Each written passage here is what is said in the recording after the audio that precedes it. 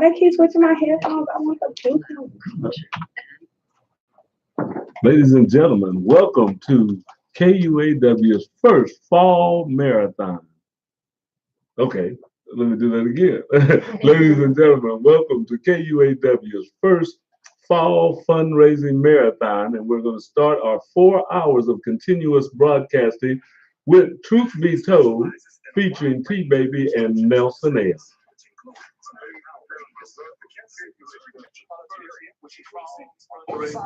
Okay. Hi, welcome you guys. I'm here with Kennedy. Hi, Miss Kennedy, and we're kicking off our fall fundraiser. But like the show, donate $1.05, and make sure you donate. Make sure you know that the donation's coming in under the Truth Be Told. Okay. Tell them to write it in. Yep. Well, they can hear you. Your microphone. Go ahead and write in the Truth Be Told. Because the winner of our fundraiser, whatever shows get the most money, will get a framed certificate on the wall of KUAW Studios to stay up for a few months. Right. So make sure you guys donate. We're going to have a good show. We have a lot of special guests coming through within these next 4 hours. So just make sure you guys tap in, like, and share with us. Like right now, I'm sitting here with Miss Kennedy from Kennedy's Corner. Hi, Miss Kennedy. Hello. Do you want to tell the people when your show airs? My show airs on Tuesday, 5:45 to 6. KUAW. And what type of show do you have, Kennedy? Like, tell the people what type of things you talk about. We talk about I talk about what's going on in the environment and how we can help stop or prevent from things happening. Mm-hmm. And we also talk about a lot of Black African American things too. Okay. And tell the people, if you don't mind, how old are you? I'm 9 years old. 9 years old. You have to encourage the youth, okay? Because the youth is the future. So as long as you're encouraging the youth and get them involved in things they may do, the things that's going on, you never know what type of impact that we're making on our youth. So we want to make sure that we encourage our youth and get our youth involved in a lot of things that we do, especially here at KUAW. Again, I don't know if I said this, so let me kind of retract. But if you want to email us at kuaw985@gmail.com, you can give us a phone call at 816-599-6893. We're also on the World Wide Web at kuaw.org. Facebook, KUAW LPFM 98.5. And then, of course, YouTube, Twitter, Instagram, KUAW. So make sure you like our pages, share our pages, and let people know about your pages. So today, Kennedy, on your show, you were talking about voting. So I'm going to kind of piggyback off of that, and we're going to talk about voting a little bit too, because we know that it's important to vote, and vote in what day is election? Tuesday, November 6th. Tuesday, November 6th. So we got to make sure that our people are out there ready at them polls so that we can I'm a fan of Kennedy's Corner. Nelson said he's a fan of Kennedy's Corner. We all are fans of Kennedy's Corner. So yeah. So you had this paper on the Selma to Montgomery march that she didn't get to read on her show. So we're gonna read it through it here. I'm gonna start it off. So the Selma to Montgomery March for Voting Rights ended 3 weeks in 3 events that represented the political and emotional peak of the modern civil rights movement. On Bloody Sunday, March 7, 1965, some 600 civil rights marchers headed east out of Selma on US Route 80. They got only as far as the Edmund Pettus bridge, 6 blocks away, where state and local lawmen attacked them with billy clubs and tear gas and drove them back into Selma. 2 days later, on March 9th, Martin Luther King Jr. led a symbolic march to the bridge. Then civil rights leaders sought court protection for a third full-scale march from Selma to the state capitol in Montgomery.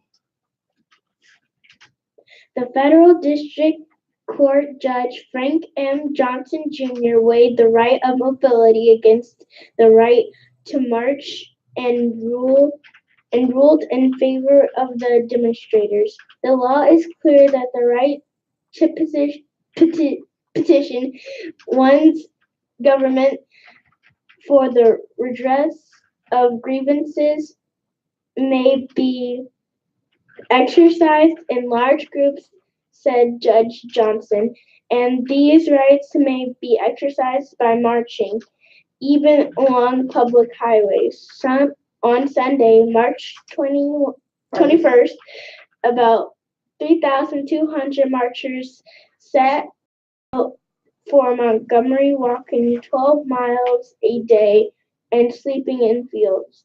By the time they reached the Capitol on Thursday, March 25th, they were 25,000 strong. Less than 5 months after the last of the three marches, President Lyndon Johnson signed the Voting Rights Act of 1965, the best possible redress of grievances. Alrighty, so that just lets you guys know about what all our ancestors had to go through for us to even have this right to vote. So it makes it very important for us to practice this right to vote because they actually went through a lot for us to have this right. So to not exercise it would be a disgrace to those people who may have lost their lives or may have been injured or just went through all these grievances with these marches and things to get the Voting Rights Act of 1965. You have something you want to say or add to that? I wanted to add on to what you said. At the time when this happened, it was very difficult for African Americans to vote. And I think now what they did for us was very amazing because we can now vote. And Right. it was just inspiring just to be able to vote and to do this. And it's just really special. Oh, okay. Yes, it is. I definitely agree with that. It definitely. Dinah said you smart. Yeah, what are you saying, Chris? You can come up here if you want to. I'm just saying. 15th Amendment. Yeah, I'll jump in there in a second. Y'all get segue. Okay. What's the 15th Amendment? The right to vote. The right to vote. The right to vote. That's the 15th Amendment. Oh, okay. Yeah, no, I don't know. Let me not acting like that, huh? We just want to add the right to vote, the 15th Amendment. Yeah, the is our 15th Amendment gave us the right to vote or to exercise that right to vote, which really we should have had all the way. But we're not gonna get into that today. Yeah, I'll say that for another day. We're not gonna get into that today. But yeah, the 15th Amendment gave us the right to vote. So we definitely want to make sure that we exercise that right. And to make sure that you actually do your research on who's on this ballot, who we are voting in. You don't just want to be voting. I know with us, they like to tell us that we're Democrats, to the heart. And a lot of us don't even realize who it is that we're voting for. We're just voting straight Democrat, not thinking about any, any other possibilities or things like that. When originally our people were really Republicans. You know what I'm saying? We started off as Republicans. I'm not gonna go the Kanye West way and say why we went to becoming Democrats. I'm gonna let that be settled today. But we definitely want to make sure that we're exercising that right. Make sure that we're doing the right research and making sure that we're actually making an impact and that our voices are being heard. So that the injustices that we go through as a people to these days, we kind of have a power in what those injustices are doing or being partaken or how they're being brought to justice about the things that they're committing against our people and things like that. So just make sure that you know the importance of going to vote and making sure that you're actually exercising who it is that you're voting for. Is there anything else you want to cover while I have you here? I just wanted to say. Your mama said bye-bye. I just wanted to say, yes, your voice does matter because it just does. I mean, you have to stand up for what you believe for, and you just want to vote for who you believe in, not what people want you to do. Right. I definitely agree with that. That's very beautifully said. All right, Miss Kennedy. Well, y'all make sure that y'all tune in on Tuesdays at 5:45 and catch Kennedy's Corner. She has a lot of interesting topics, and she might even have a joke or two for you every now and then. Okay, so y'all make sure y'all tap in with Miss Kennedy. Thank you for sitting in with me, Miss Kennedy. You're welcome, baby. Okay, so your mama. She's like, no, I want to say no. Okay, so okay, another thing that I want to talk about, we have Halloween coming up. So I did want to touch on that a little bit because, you know, we as a people celebrate these customs and traditions. Thank you. We definitely appreciate you for you voting. Hi, Tyrone. Look, I'm saying hi to everybody walking in because it's our fundraiser. I need y'all to donate this money. I need y'all to donate this money. And make sure y'all donate it during my hour and write the truth be told now. So, but everybody that's listening, y'all gonna hear me say it a couple of different times. Just hit that donate button. Let me get $1. Anyway. Oh yeah. So we as a people, we celebrate a lot of customs and traditions just out of formality. Like, is that the right word? Yeah. Yeah. No, I'm used to Nelson Neal being here to help me with my language. Hey, Chris. Hey, what's happening, Tiffany? How you doing? I don't know why I can't see you on the camera. Oh, there you go. Right. Okay, so yeah, Chris has Black Matters. Black Matters at 4 p.m. to 5 p.m. on Tuesdays. Yes, ma'am. Yes, I definitely like that. I tune in every now and then while I'm at work. Don't tell nobody. Yeah, because I didn't get out of work today. But yeah, so you know, we celebrate a lot of these traditions and customs of our people that we really don't even know what those things are for. Do you really even know what Halloween is for? Well, it was actually old pagans. You want to jump in? Come on, jump in. Mike's hot. The more the merrier. Right. This is America. We gotta make sure we can see him though. Can we get a camera for Tyrone here? Oh, okay.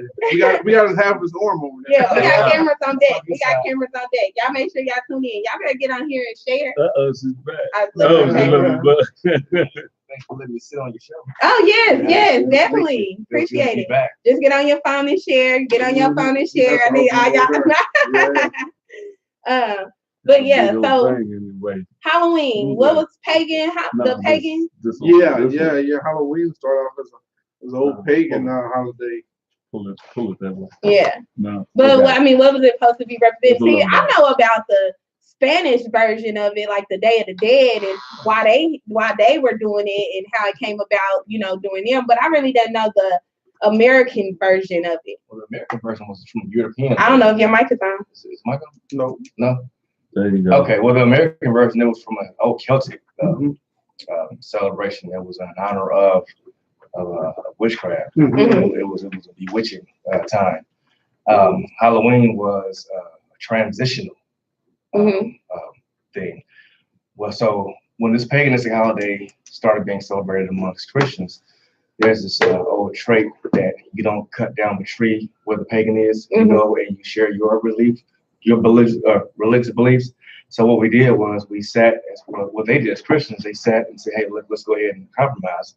And we'll do our holiday the day after Halloween to kind of make it more religious. But theoretically, the day was honored for some things that were totally opposite of Christianity. Exactly. Right, and what they believe in. So how do we get the trick or treat and the costumes and the, you know, like all that? Like, because people, you know, work early to make sure they can take their kids trick or treating. Like, you know, hi Miss Walker. You know, I was raised Muslim, so I never celebrated holidays. So I never really participated in things like Halloween, Christmas, you know what I'm saying, things like that. So I really wasn't one of the kids that, you know, kind of grew up like I was missing out on something because it was something that I've never done. Right. So now I just see all these people like they going through stuff, especially with Christmas. And I ain't trying to tie Halloween into Christmas, but just with these pagan holidays, period, people kind of go broke sometimes behind this or doing things that really are outside of their budget. And I mean, just to go along with it. But I mean, I don't know, like they do. I don't know. I couldn't necessarily figure out the things. For me, Halloween always became about kids and candy. That's just all it was. Well, when I looked at about Halloween a little bit, is the fact that, you know, oftentimes, and I looked at a little bit of it, what it said. Oftentimes when it's like a celebration of the dead. So when the evil spirit, the death spirit wanted to come approach to a certain family or go to the community, what they would do is they would put on costumes and things like that. And what they would do is leave gifts and treats or whatever outside the community or outside the door.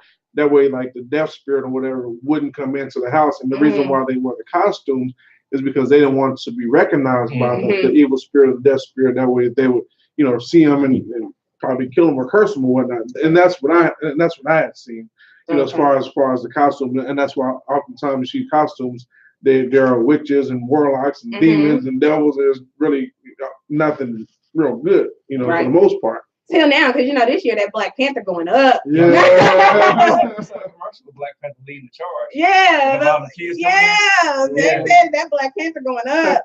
I just want to take some time because I know you guys probably like, who are these people on that show? I keep seeing the viewers going up. So we are in the middle of our fall fair, our fall radio-thon. We are going to be on the air straight till 10 p.m. Yeah. So make sure you guys donate. Hit that donate button. Like I said, let me hold $1, $1 or $2. Because I need my plaque on the wall. I'm gonna try to get Mr. Walker to add a picture. So everybody can walk in here and be like, Tbeyb on the wall. But yeah, so she done made it. Hey, in the spirit of Nelson Neal, we here now.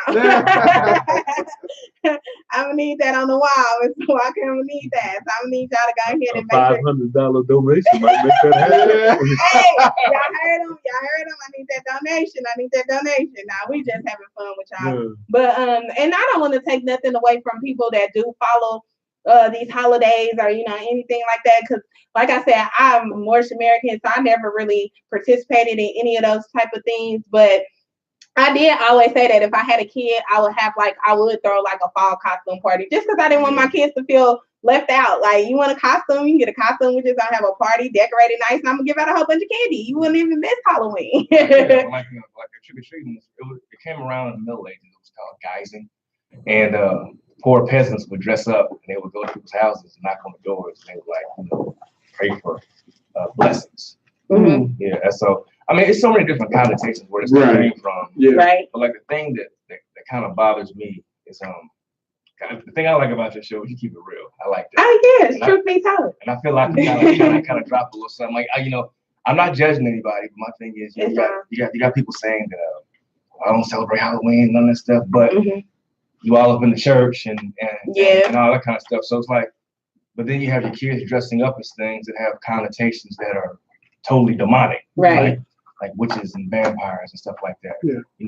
But it's one thing that always kind of just threw me when I was like, but now it still does. Like, you say that you don't do this, but you do that. Yeah. Right. Yeah. But you know what? And that's crazy because I know like some people that are like kind of quote unquote woke. I hate to use that word, but conscious, whatever you want to say. But they do still participate in all these holidays, like especially when they have children, because they say they don't want to take away a child's innocence, which I feel like you are supposed to be moving like generation to generation. You're supposed to be moving ahead. So if I came upon this knowledge in my generation, then next generation, it is my duty for them to grow up with this knowledge so they can go even further as they get older. Right. I don't want to just have you participating in these lies perhaps or these pagan ways just because that's what the norm do. Because I'm trying to teach you, don't go with the norm, go with what you know. We're supposed to be of this world, but not of this world. Right.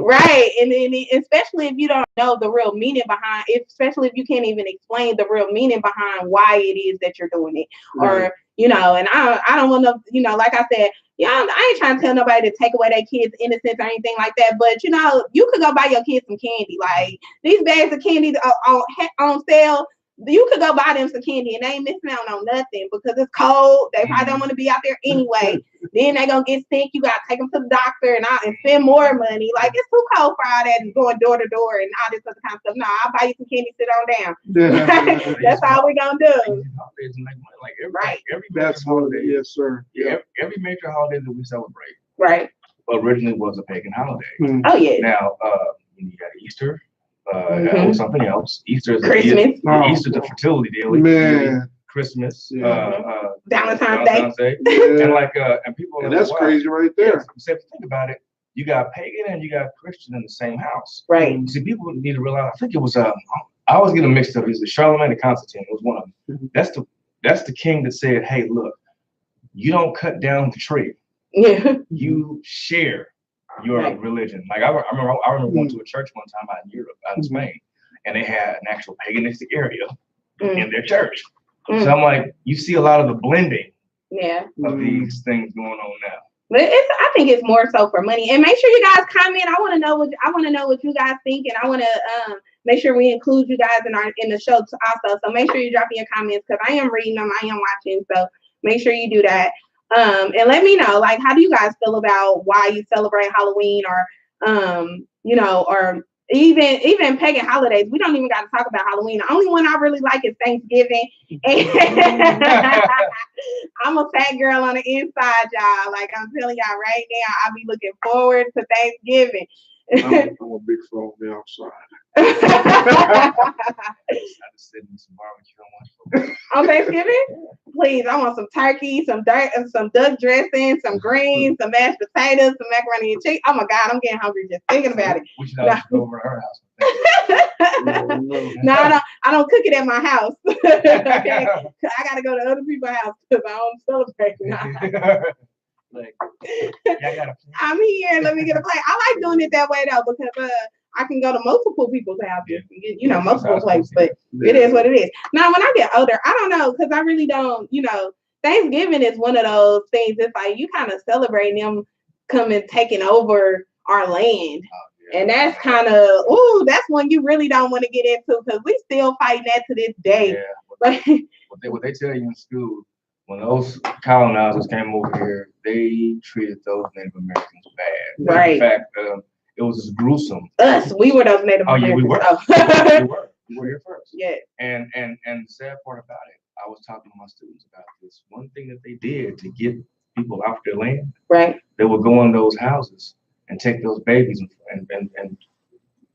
slay them. Yeah, they would eliminate those children right in front of the mother to get people to evacuate their homes.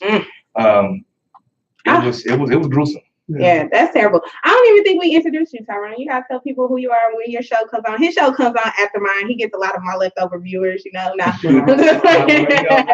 think the time slots you got, I made it hot. No, listen, Black Mirror before. Everybody wants Black Mirror. Come on now. But when y'all do that donation, just put the truth be told in the notes. That's all I'm saying. It's all good. It all does. It all does. Yes, sir. It all does. Just make sure my picture on the wall. Right. Now, my show is Source of the Inkwell. It comes on every Tuesday at 7:00 p.m. Right. to 8:00 p.m. It's an educationally based show. Also, because you're a teacher, huh? Yeah, full-time. You're a teacher. Yeah. Nelson Neal here. He loves Asiatic teachers. He says not enough of them, so especially males. Yeah, he's right. Yeah. Right. I know in my building it's only 2. In my department it's only 1. District wide. And also our school, Raytown Middle, has their own show called RMS Radio. It comes on every Thursday from 7 to 8 with new content every last Thursday of the month. And then also we have a spinoff show from RMS Radio, Mad Days with Ms. Mariah in Dallas. That's going to debut every third Sunday at 4:00. So got some kids out there. Right. Make sure y'all tune in and support those kids. Like I said, our children. Like I said, children are our future. So we have to be behind them and support them in what they do. Okay, so kind of speaking of Halloween too. So did you guys hear about the nurse at St. Luke's East that lost her job today for dressing in blackface? She wanted her and her, I don't know if it's her boyfriend, husband, fiance, her and her significant other wanted to be Beyonce and Jay-Z for Halloween. A lot of people are dressing up and stuff now. It's the week of, so of course they're doing it now. And they decided to dress in blackface to portray these costumes of Jay-Z and Beyonce. And she lost her job. Well, she should have because racially inappropriate. Right. You got a lot of that going on. Right. People thinking that it's okay to do that. Right. And it's not. So my thing of it is, and I know, and I'm going to let Chris give us a little history on the blackface because we were talking about it a little earlier before we actually went on real fast. But you know how they have who's the people in church and stuff with mimes, you know, they don't talk. Yeah. Ain't Praise they? dancers. Yeah, don't they put like white stuff on their face? Don't they? Yes. Yeah. That's what. So yeah, is that that's not like the opposite? Like Well, even the same way, but not the opposite, or is it because of the history behind the blackface? I think it's the history because that when they put their white paint on their face, it's called miming. It's, you know, they're miming. And when they put the black paint on their face, it was a minstrel show. It was to make fun of. Right. You know, we're not when they put on the mime face, they're doing an artistic piece. But when they put on the black face, they're imitating black people. Right. They're making pejorative comments, movements towards blacks. Yeah, and that's what we were talking about earlier. We're explaining it to, I think, Kennedy. Yeah. We're saying that, you know, when blackface was created, because oftentimes back then blacks couldn't get into and do show and perform and things like that. So they were portrayed as in this blackface as almost a costume. Is really disrespect. But it was actually because the white audience could accept them better that way with the blackface, and it was disrespectful. And not only that, oftentimes now you see there were some white actors and actresses that also had the blackface caricatures on as well. And I mean, it's just crazy that we really have people that think it's okay to do these type of things because, you know, I mean, here's my thing. It's like at some point, some people might be like, oh, it's flattering. They want to be us or da da da. And then on the other hand, like you said, it's like they're making fun of us, you know. But I mean, I really don't know how you can make fun of Beyonce and Jay-Z. She probably got way more money than they whole family. But anyway, that's not the point. But I mean, you gotta understand, like, people, a lot of Europeans, they love our culture. So is it our perception of it that's making like they're making fun of us, and we try to, because you know Kanye West has said, okay, I know. Kanye West, look, I got quotes from the book of Kanye, from the book of Ye. But Kanye West has said that our people, like, we're so caught up on racism that we turn everything into a racist act. Like he said we live in like a victimized perception of the world. So every time something happens, we take it as racism. Well, you know, this is my thing about Kanye. Some of the things that come out of his mouth are rather intelligent. I will say that. Yes, like man's a genius. Like with abolishing the 13th Amendment. It does. The 13th Amendment, if you read it, does still say slavery is legal. That comment that you said, I agree with that to an extent, though. Right. You know, Kanye is a multi-millionaire. Right. You know, although he's still a black man, in this country, cash is king. Right. You know, sometimes it doesn't matter the color of your skin; it matters the amount of green in your pocket. Right. Like so in a way, he can't speak for us. He can't speak for not the common black man. No. Right. Also, I feel that sometimes we can be a little bit too particular on certain things. Right. But at the same time, though, common sense would tell you that if there's something in poor taste, I should not do it. Like, for example, there's a man that dressed his son up as Hitler. Yes, Hitler's a historical figure, but come on now. Yeah. You would dress your kid up as Hitler? Yeah, and that's crazy because I don't even want to. Oh, y'all gonna think I'm crazy, but because like Hitler did some evil things. You know what I'm saying? He did some bad things, but the power that he had and how he portrayed it was like almost of a mastermind.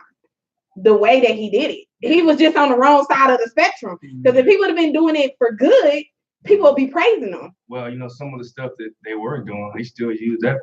They use the experiments the Nazis did for medical research. Right. It's kind of sick, but it is. But they realized the power that it had. Yeah. You know, and that's crazy. But anyway, that's a whole nother show. You know, I guess I'll wait on this. I'll wait on this meal to come over here and talk to me about Hitler. But no, I wouldn't even give Hitler the time of day. But yeah. So yeah, and I mean, I just want to put that out there because we have a lot of Europeans that's growing up that they don't really have the thoughts of their ancestors. You know what I'm saying? Like they're younger generations of, you know, I honestly see when you want to get into the racist age of Europeans, you're really looking at really the European man that's about maybe 40 and up. You know what I'm saying? But anybody under that, They working Lil Wayne, Old Drake, country. the shoes. Yeah. No, you don't think so? The guy that shot up all those people in what was that, Georgia, the white. Oh, that did the young man? church. Yeah, he was of a younger age. Oh yeah, and he was, and then some of that had. There's a lot of hate groups that are skinheads that are made up of younger age people. Right, So Well, don't and just blame it on the old ones. Yeah. But I feel like that. That is more so because they may live in rural areas. If that's the right word, where they don't have many Asiatics, you know what I'm saying, out there, and then they still like KKK towns or whatever, and they still, their parents are more so imposing those thoughts and things on them than it is of them coming up with their own. Because I remember going to college in Springfield, and my sister, she's on the show, she went to college in Maryville, where in some cases you might be the only Asiatic in that room. Of a many, and we know how big college rooms are, and how many people are in college rooms, and for you to be the only Asiatic, and then you have so many people like you end up roommate. I stayed in the dorms. I had a roommate. She's a European girl, and if at first when she was real standoffish, but after a while she came around. She's like, I would have never thought. She's just like, I would have never thought you were so cool or so clean or anything like that. Like, she was just amazed. Yeah. And it was mostly because of what she had been taught or what is portrayed of us until you actually meet us. Absolutely. I had a guy in our room. People always laugh when I say this. We're sitting in our suite, and a buddy of mine comes in wearing his do-rag. So he walks in, and the other gentleman I'm referring to, white guy, looked and just start trembling in fear. He was scared. And I'm like, what's wrong with you? He said he thought that the guy wearing the do-rag was a gang member. And I said, well, what makes you think that? Well, he said on TV, all the black folks he saw that wore do-rags were gang members. So I'm like, you live in a very closed society to think something like that. Yeah. Now, on our side of the fence too, with blacks, we kind of live closed lives, sometimes close ourselves up too, to where we say little silly comments or assume certain things. I think that's across the board. Yeah. We just sometimes like just pinpoint white folks when they do it. And that's everyone does it. Right. That's true. Well, and sometimes, oftentimes, when you see a crime, kind of like you wait to see who it was. You're like, that wasn't the brother. You're like, no, that was brother. So it's kind of one of the crazy things. Yeah. Like oftentimes, and the media plays a big role in that. You know, when you see, when you see the narrative, say a bomber, they often think it's a Muslim or somebody or whatever the case. You know what I'm saying? If they say a school shooting or a mass shooting, they think it's a white dude. Well, most time it is. But then you see, and they use the term, black on black crime, and generally because it's inner city, and that's what you see every night on TV is where the cameras are, in the cities. But crime happens everywhere. Right. You kill where you are. White people kill white people in the White House. Chinese, where you live amongst your people. You don't go. Oftentimes you don't go outside and just randomly shoot other people. Some don't see. And see that be my problem with the news. Like I just feel like they have an agenda and it's propaganda because they just show, they just showing us in a light to where it's like we just out here acting like apes. You know what I'm saying? Acting like an endangered species. That money controls that. Right. That's why they locked up Bill Cosby, because they didn't want him about that NBC. Yeah, was it NBC or CBS? I ask that every NBC, time. Wasn't it? Was NBC? I believe it was NBC. They ask that every time. So but you know what? But you got to really look at it with a critical eye. Every night we look at the news, and people don't. But you got to look at it every night. You gotta really look at it like, why are they always showing this particular group of people every single night? They don't show any other. But you really have to wonder, why is it? Are these people bad people, or just the camera focusing on what they do all the time? No, think about it. What does a school lesson and a news story have in common? Tell your story. Oh, tell a story. Tell a story. Right. And when you tell a story, you're giving your account. Right. That's exactly what it is. Right. And that's what I say about history, because our history is the only history, like when you think about the Civil War, is it Civil War? Yeah, the Civil War. Where the losers wrote the history. And guess what? The loser is still in control. No. Nah, you have the losers walking amongst the winners. I remember someone talking Right. about Confederate flag debate, and I said, hold up. The Confederate flag and the American flag mean the same exact thing to me. Right. If you really look at it, they mean They did the exact thing. same thing. They still for the same things. Mm. Think It's about just the winner was represented the American flag. Yeah. No, the loser represented the American flag, and that's why I put up there. And the loser had represented the Confederate flag. But then think about it though. Think about it. You and I have a game, right? Right. You lose. Mm-hmm. You need to just go. Right. They lost. Their flag still flies. We merged their flag with ours. Right. Their values with ours. I'm like, hold Right. up. So really, was it really a big difference? No. And they Was got it- a chance to stay. And their money's still there. Yeah, Matter of fact, Everything. They lost nothing. matter of fact, Confederate currency, depending on where you go, is more valuable than our actual currency right now. Mm. It's crazy, but Yeah. they tell you like that's the only time in history that happened, that the losers Oh, actually man. wrote. But that's because of the way they treated us, They that see we us. couldn't read and write. They So see how us. we was gonna write history? How was we gonna tell our story when we couldn't do it? And you know what? I be finding it funny because we talk about this reading and writing stuff, and the 14th, 13th Amendment and everything like that. And because they put the 13th Amendment in play, and then but realize that if you read the 13th Amendment, you were breaking it. So now you're going right back to slavery. You were going against the law. So now you're going right back in slavery. And my thing like that. But my whole thing was saying with that was, how come we not read and write the laws, but they handed us Bibles? Well, yeah. They taught you how to read that Bible. They taught you how to read the Bible from their angle. There's a lot of history in Bible that lead to blacks and lead to more people, lead to the Egyptians being black and lead to the Hebrews being black. But oftentimes when you read it, if you really don't read it with a critical eye, if you don't read it and understand the times in which it was written, you think think what the movies show, everybody's white. Mm-hmm. Noah was white, Jesus was white, Moses was white. But that's not Yeah, true. and I never understood how our people could really, the ones that read it, how they could really. Is he really on his phone? How people that that read the Bible and everything like that have pictures of European Jesus. Okay. You know what I'm saying? They have did you read the part where they said hair made of wool, skin made of copper, like skin? Feet of bronze. Yeah, like hold on, did we skip over this part? Because that show do not look like Michelangelo's nephew. I'm just saying. Because and I say that. Yes, see and I say that because that's who painted that picture of the European Jesus. Yeah, and he painted it after his nephew. That's right. You're right. That's the history of it. Yeah. You know what I'm saying? Our people don't go back that far because I don't got nothing against the Bible. Don't get me wrong. I do feel like it's a book of allegories, and that you have to read it in that sense. You have to read it with that eye. Trust me, and they'll still go back and forth about it all the time. But because there's a lot of stuff in there that you be like, what?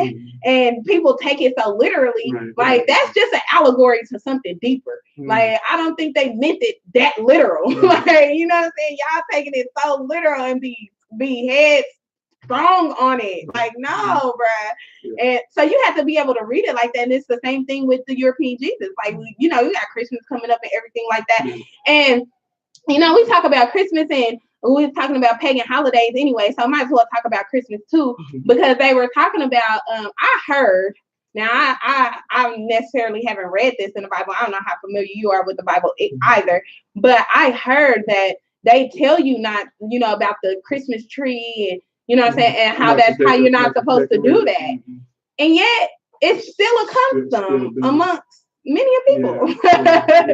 Yeah, well, in fact, that's funny because that's what we were talking about earlier in the other broadcast is that, your traditions and the way that people are taught, those are hard to break.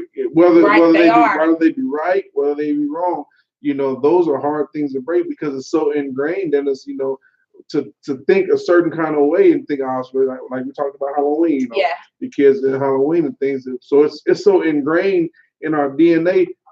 To literally break away from that would be like, you feel like you're missing something. Yeah. You know what I'm saying? Because you've been so indoctrinated with this certain type of, you've been indoctrinated with this. Go ahead. Well, people were just saying they don't know how to donate, so we need to tell them how they can donate to us. I'll tell us. Right on. I gotta remember about that. cash at me. No, I'm just playing. I'm just playing. Okay, cash at me.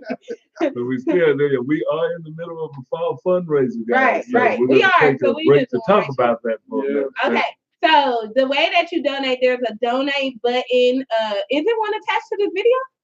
Not to the video, but it is on the It's Facebook on the page. Yeah, you can go to our Facebook page, KUAWL. Well, if you're watching us on Facebook, you know our Facebook page. But KUAWLPFM 98.5, and just hit the donate button. I know I posted on my personal page the actual fundraiser. You can donate from there. Right. There's an event.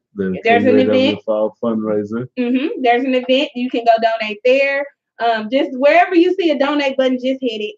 Yeah, and on our website, www.kuaw.org. Up in the upper left-hand corner of our webpage, there is a donate button. It's there all the time. You can click on it. It'll take you to PayPal. You can make your donation in any amount from $1 on up. And it has a memo that you can also put down on there what radio show you listen to. Yeah, and that's true. What show you're listening to, or what show brought you to KUAW.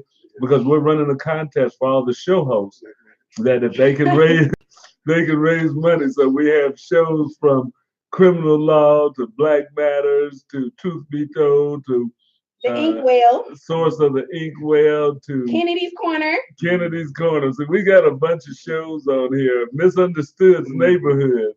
There's I got the keys. Oh. Wave Your Grace with Carl Boyd. Industry Talks. So whatever show that you listen to, whatever show brought you to KUAW, you want to go put them down in your memo, because there's a contest between the show hosts that whoever's show raises the most money, they will get a framed certificate on the wall in the KUAW studios that will stay up for some months. So I need you to go drop $500. The contest is on. So if you're going to make a donation, donated Senior Moments, BFTAA, and more show. Oh, really? Yeah. Got to get the walkers in there. Don't forget about us. We started this thing now. Truth be told. But we'll take a short break for our sponsors and underwriters to be on there, and we'll be right back with Truth Be Told. Did you see that? Are you online?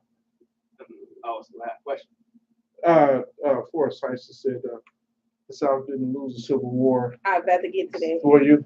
Yeah, on the show, I was going to come back. He said they had. Why don't you have the live up sharing it to your people? I did got the live up. Did you share it? I shared it. Then why you can't see the comments? I'm doing something else on my phone. Okay, so now y'all still being viewed on YouTube, although they can't hear you. Now, I'm just curious. Wait. Any money that we brought to the studio before the No.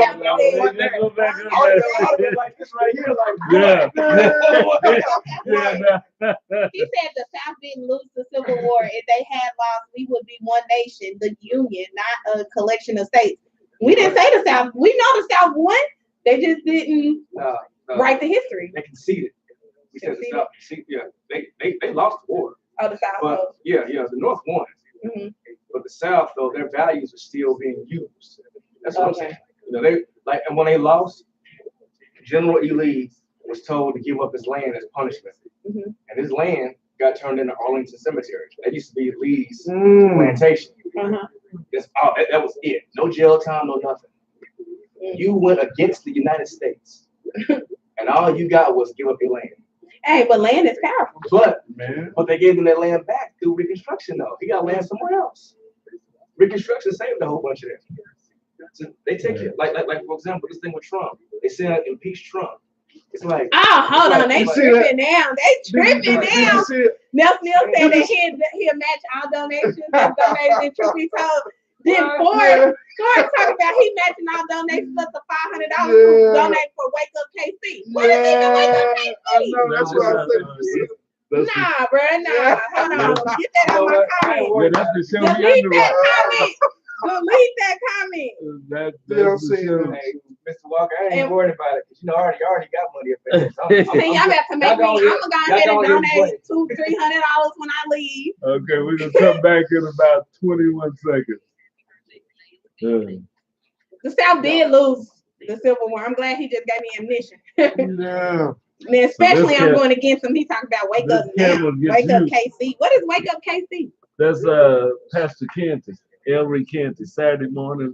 We about to smash him. No, I'm just messing with you. All right, you're back. Okay, and we're back. I definitely appreciate you guys bearing with us and letting us take a break to get our sponsors in here. And if you want to be a sponsor on the KUAW radio show, just hit us on our website or on our email. We definitely appreciate if you got a business or anything that you want to get promoted to our listeners, because we all over the world right about now. Our listeners is going up week by week. We out here. So if y'all want to be get your business or anything advertised on us, then make sure you drop us an email at kuaw985@gmail.com. Or you can call us 816-599-6893. We definitely have packages for our sponsors and anybody that wants to get in on that tip. So real quick, Nelson Neal said that he'll match any and all money donated on behalf of the Truth Be Told. So y'all make sure y'all go ahead and do that so that we can go ahead and dig in his box too. Not just one. And Forrest Tyson, I can't believe you, Forrest. Said that he's matching all donations up to $500 for listeners who donate for Wake Up KC. So you guys go ahead and do what you got to do, because all money benefits KUAW as a whole. So you guys go ahead and do what you got to do, because we want to make sure that we can keep rocking with you guys and keep improving with you guys and finding better ways to get a lot of different things going. Like we're looking to be doing on-site broadcasting and where you can get one of the hosts, your favorite host, to come out and host your event. Like we got a lot of different things in the works here at KUAW. So we want to make sure that, and we are a listener supported station. Yeah. So you guys, we want to make sure that you just help us out. And if you enjoy us and want to keep rocking with us, then just make sure you donate $1, $2, or $5, or $100, or however much you got to give. Just act like we was one of those panhandlers on the corner. You know what I'm saying? That you hand, your dollar and your change and stuff too. Just go ahead and give it to us, because we're going to put it to work. We're putting out here for the community and just to make sure our people are educated, because we know that knowledge is power. So therefore, we want to make sure that we are out here being able to keep educating and keep rocking with you guys. So just make sure you go ahead and hit that donate button in any way, shape, or form that you know how. Can I get a sandwich? Oh my goodness. So first, we're gonna go back to the comments, because I want to keep you guys informed in the conversation. So Ford said the South didn't lose the Civil War. If they had lost, we would be one nation, the Union, not a collection of states. But I don't know if that's the actual truthful fact, because the North won, right? Yeah. Yeah, the North won. So it is what it is. But I you got to explain to me a lot more what you mean. Like Tyrone was just in here. He's a teacher, and he said, even though the South did lose, they felt like a lot of their customs and traditions or whatever are still being implemented in the United States and everything like that. So I could see how they feel like they may not have lost, but history. We don't know, because the history was wrote by the winner, by the loser. Right. So therefore, they will, it is what it is. Well, I don't know, because they still got the right to history, so they still let you know that they lost. So it is what it is. I don't know. I don't remember it. I ain't been in school in so long. I'm old. I am. Nelson said, y'all rocking, keep up the great conversation. Shout out to the other half of the Truth Be Told and all the KUAW hosts. Yes, we definitely want to shout out to all the KUAW hosts. We got a lot of people coming in the building. Like I said, we're going to be on air. We're going to be on live 4 hours straight tonight. So you got time to tap in. You got time to share. You get all the great shows in one post. You get all the great hosts in one post. You get a lot. Because y'all know Tuesdays is the best day on KUAW anyway. You can say that you on Tuesday. Since y'all gonna be on Tuesday, just bring us some coffee. Oh my goodness. Starbucks. Right. Because you've been here since 4, huh? Yeah, about 3:45. Yeah. But remember those that we've got those pledges out there, or those challenges out there. So folks, if you were planning on giving, if you're going to give to some of those shows, be sure and give it to them, so they'll have to come up off their money. Mr. Tyson has $500 out there, right, for a show. Right. Yeah. So Wake Up KC. If you put that name in there that you watch because of Wake Up KC, your money will be doubled. Yeah. So you can, if you're giving $10, it'll end up being $20. If you're giving $20, it'll be $40. Let's get So it. everybody that has a match, Nelson L is matching what's on Truth Be Told. Mhm. So And those he ain't got people- no limit. He ain't got no Those limit. people are saying that they will double the money that you want to give to this station. So if you want to help out because of Truth Be Told, be sure and send a donation in tonight. This is for the marathon. We're going to be on the air Right. till It has 10 to o'clock. be tonight. Tell a friend. Tell them all to come in. Tell them to donate under those names. And let's get that money that's out there on the table. Yeah, bring it in. Look at Miss Walker talking about don't forget to donate to senior. What is it? Senior moment. Look, Miss Walker. Look. No, we ain't doing no free advertisement on my show. No, I'm just playing. Listen, your husband in here about y'all. I just playing. Look, she calling right now. No, I'm just playing with y'all. But yeah. We definitely would. We definitely. I just want to let y'all know that the truth is told. We've been on air since January. We've been at KUAW, I believe, since April. Okay. So I just want to let you guys know that I definitely appreciate you guys rocking with us each and every Tuesday. Yeah. Those that get to tap in every Tuesday, those that get to tap in maybe once or twice a month, because we are on the air every week, 6 p.m. live. So I just do want to let you guys know that we definitely appreciate everything, listening. We definitely appreciate the support. So definitely just make sure you just get out there and let us know how much you appreciate us.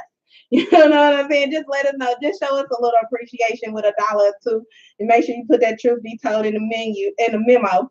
And you know what I'm saying? Like I said, I know sometimes we have some topics that everyone might not agree with, but that's what makes the conversation great, because everyone is not going to agree with everything that is said, and everybody is not going to necessarily like or dislike. But the thing about it is, and the purpose of my show, and I just want to go ahead and put it out there, a little plug for my show. Me and Nesmil, is really just to get the people to thinking and to open your eyes up to maybe a different perspective. Chris, I do not need you over here comment.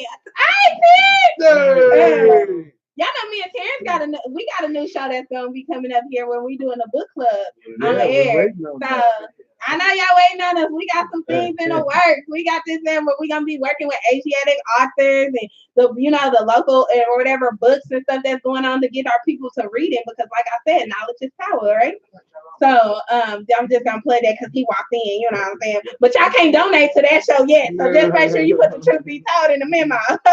Because you can't donate to that show yet. So it's coming though. It's coming. Nelson Hill said, Forrest Tyson, I do understand what you mean. However, the South was trying to secede from the Union. The Civil War was only fought to keep the Union whole. And they lost, because we ain't a union. We just, states, individual states or whatever. Covell said he's gonna be here in about 30 minutes. Yeah, we need the funny guy. Come on, funny guy. We need the comedian. But anyway, like I was saying, my show, The Truth Be Told, I really just want to get people to thinking, to get people to look at things through a different lens, a different perspective. I like to talk about different things that are impacting our community. I like to talk about different issues that are impacting our community. If you tuned into my show a couple of times, if you never tuned into my show, you know that there's a lot of things that affects the Asiatic community and our people as a whole. Carvel said, "Is there some food up there?" No, we need you to bring us some chicken, okay? We got chips. No, we got some chips, but we need you to bring us some chicken since you asking, or some gates. Tbeyb, you made a great point though, because oftentimes the Civil War, and it is some things that maybe I've forgotten about, maybe you've forgotten about, and the whole reason why we're on air right now to talk about this is because maybe somebody that's listening, we all can have a conversation about this, and then we can all refresh each other's memories about it, whatever case. We may not have all the answers as far as, who did what, whatever the case, but if somebody has a little bit of input, and then we all talk up and go back and forth, whatever case, then we can continue to learn, and then that's how we can continue to, push this thing. We definitely can. That's the purpose, and I'm pretty sure that's a purpose that a lot of our shows share. You know, we like to be on air. We don't get paid for doing this. We are volunteering our time and our efforts and our, you know, everything that we do up here is voluntary. And we do that for the improvement of our community. KUAW is a global community radio station. So everything that we do and the things that we have in place to be done and the goals that we have that we're reaching towards and, you know what I'm saying, everything like that is to affect you guys and to improve and help you guys. So therefore, you know, that's just what we're about. So like I said, we really do appreciate the support and listening and comments and sharing and liking and all the things that you guys do. We really appreciate that things. And like I said, we have a lot of things in store to even come back and show our appreciation to you guys. Right. Even though today we asking you guys to appreciate us. Sure. We need that dollar. No, I'm just playing. I need that dollar. But no, I'm playing, but I'm not playing. I just like say it in a silly way. But yeah, like I said, I've been rocking on KUAW since about April. So we have federal law and state law. That's not a union to me. Are we supposed to be a union? Because the union won or the union lost. I don't know. Can you come back over here on the mic? The union won. He says the union won. Hey, I said I ain't been in school in a minute. I don't really remember the Civil War like that. I just know it was the North versus the South, and that somehow slavery got ended through it all. Maybe a little bit. I mean, what I really know about the Civil War, what I only thought about the Civil War was that the North and the South wanted to go at war with each other because the North thought that the South was making too much money because they had slaves and they didn't want that to happen. So they wanted to end it, and it ended up in a war, and the North ended up winning. So now they give Abraham Lincoln the credit of abolishing slavery. And yeah, all of the rest of it, I don't know. Y'all talking about states and unions and 13 colonies and all that. Like, I don't know. Like, yeah, because Forrest Tyson and Nelson L. They going back and forth in the comments. Yeah. So. They go back and forth in the comments. Huh? They will get 28 days in February. 28 days in February. But you know, I mean, for here on KUAW, we 365 days a year. Sometimes 366 if it's a leap year. But so he said, if we would be a bunch of sovereign states, we have federal law and state law. Again, I do understand. However, the South conceded. Oh, that's what Tyrone was saying earlier. Does that mean they surrendered? Yeah. Okay, they surrendered. Okay, they was probably losing. A negotiated surrender.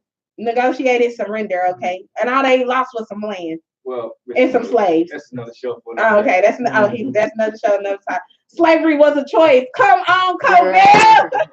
Come through with the Kanye quote.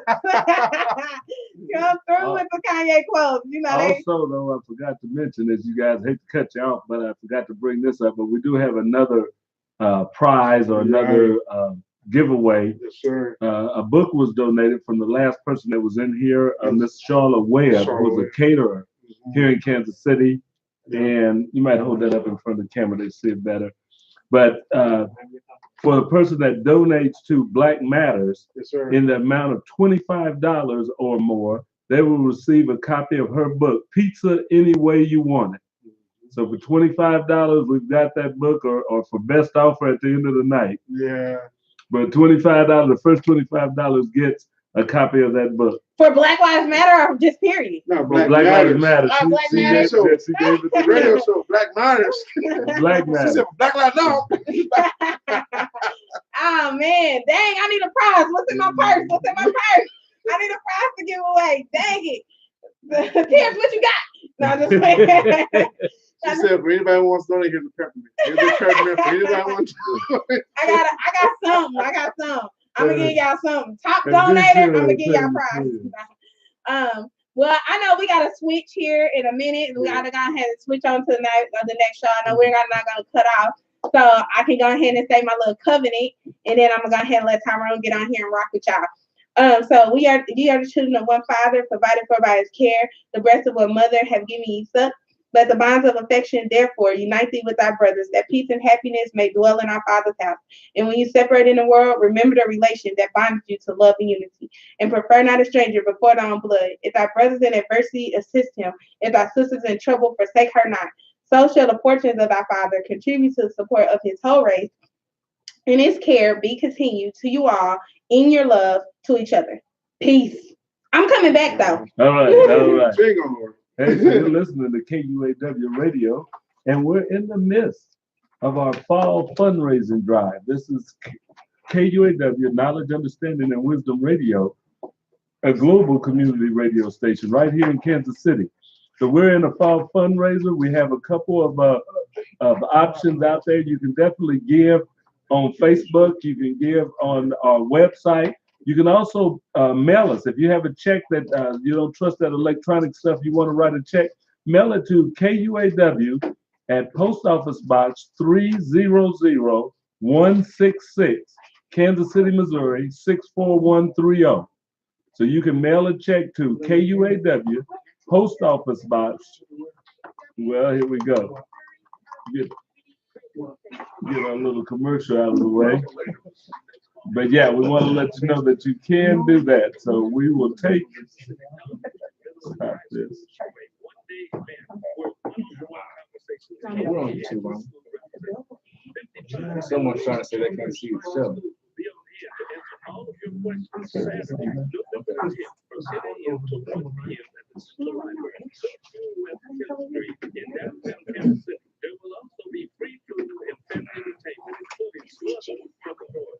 Yeah. So I can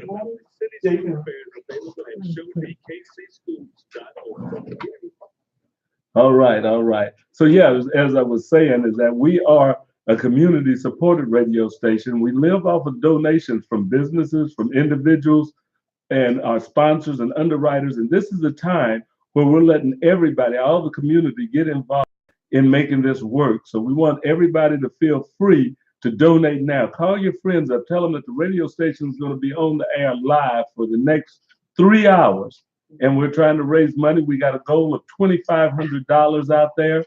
We want to raise that. We've topped over 300, some going toward $400, but we've got a ways to go to get to that halfway mark. So call your friends, tell them that KUAD is doing a fundraiser. We need your help to make our goals, to make that pledge goal. So, and you can call in and talk to us, 816-599-6893. Give us a call, 816-599-6893. The next show that would normally be on now is The Source of the Inkwell with Tyrone Gathers. So he's coming on as we continue our fall fundraiser. And you just give him the love and make sure you make donations. If you want to donate in the name of his show, it's Source of the Inkwell. We have a competition going on with all shows. There's a $500 match for people that donate to Wake Up KC. So if you donate to Wake Up KC show, put that in when you go on Facebook or you go to the PayPal thing, put in that you're donating to Wake Up KC. And that will be a big help. That will help them, and that money will be matched. So your money will get doubled. Also, on Truth Be Told, there's a matching there. If you donate and you put in that donation tab on PayPal or even on Facebook that this is for the Truth Be Told show, then we'll tally it against the Truth Be Told show, and that way they'll get credit for it, and it will be doubled. So if you give $10 to Truth Be Told, it becomes 20. If you give $50, it becomes 100. Same thing with Wake Up KC. And if you want to donate to the Black Matter show, Black Matter's $25 or more, you'll get a free book called Pizza Any Way You Want It that was written by a local author. So we have one book here for anybody that makes that donation. Thank you. Keep listening and call somebody up. Tell them, hit them up, share it with them and put their name in there, tag them in so that they'll see that we're on the air and that we're doing this right now. It's going to be going on for a few more hours. So thank you, and hang on in there. Okay, you about ready? Oh, yeah, I'm ready. Okay, let me get you. Yeah, it's good. I need that. That's Yeah, they need that bush. bush. Yes, shrimp and grits. And I ain't never had shrimp and grits. She bought that. Okay, Charlotte, you ready? Okay, I'm gonna give you, we got 20 seconds. Call her right now. Right. And we're gonna be up here for 4 more hours. I told her. All right, 7 seconds, 5, 4, 3, 2, 1. All right, this is Tyrone Gether Jr., your host of The Source of the Inkwell live on KUAW, Kansas City's global radio station.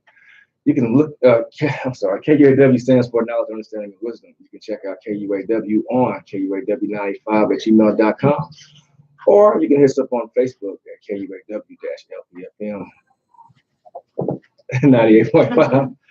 You can call in 816-599-6893, or you can check us out on KUAW.org on the TuneIn app. This is a very special show. This is my second show back from my hiatus of football and bronchitis. And what better way to come back with an old friend of mine, Miss Pamela Downs. How you doing? I'm good. How are you? I'm great. Mr. Walker, you mind tagging Pam in the Facebook video? Yeah. Pamela Downs. Pamela Downs. I can't find her on my feed for some strange reason. But yeah. So Pam, I've known Pam for, I would say, what? I say almost. It's been a while. We went to college. Let's do that. Yeah, we just say that. Went to undergrad together, and Pam is from a very talented and successful family. I can list all the individuals in my family that I know that just reek of talent, but I'll be remiss to just take the spotlight off Pamela Downs, DOWNS. the Power Group. Oh, I guess. But Is that you, the power group? It should be, but it is. So, Okay. Okay. Well, excuse us. We were just trying to make sure we got this video tagged on Pam's face so our family and friends and loved ones can check her out. But Pam is very talented, and I want to let Pam share why you're here on the show right now. Okay. Yeah, I am here today. Tyrone invited me to talk about my music and my first single I'm releasing called I Believe, which I have my shirt on that I'm selling for $10. Yeah, I've been writing music since 2006, but I didn't actually step out singing until 2015. So I am venturing out, doing a little bit more, getting out of my comfort zone, and releasing my first single November 10th, 2018. So that will be coming up here soon. I'm going to have a concert/single release at my church, which is located at 4309 Norton. It's a long name, so I'm going to talk slow. It's called Community, Praise, Worship, and World Outreach Center. Say it again. Community, Praise, Worship, and World Outreach Center. And it's located at 4309. And my mother is pastor there. Oh, okay. Hence the talent. There we go. Wow.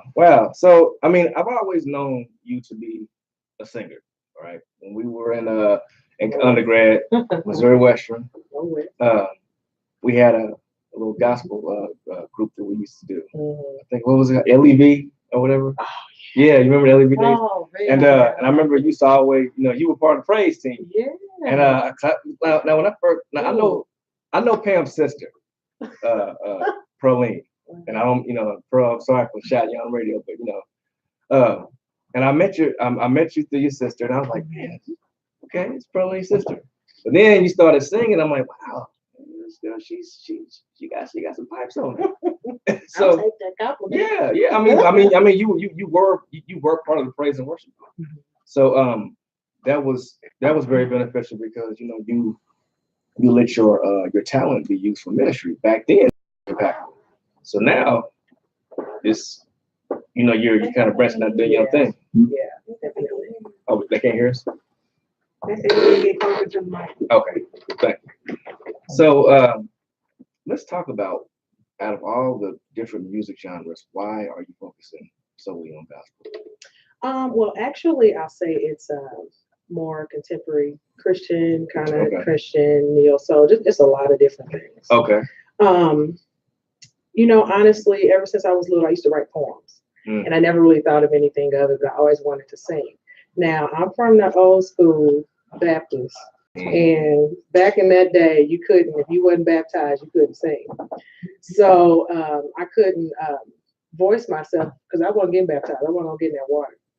So I write little poems and stuff, and eventually, as I got older, it became songs and things like that. But I was too scared to sing in front of people, so it kind of just ventured to being more me stepping out because I love to sing. Kind of in third grade, I would always sing at the me and my friend would sing at the church, Mhm.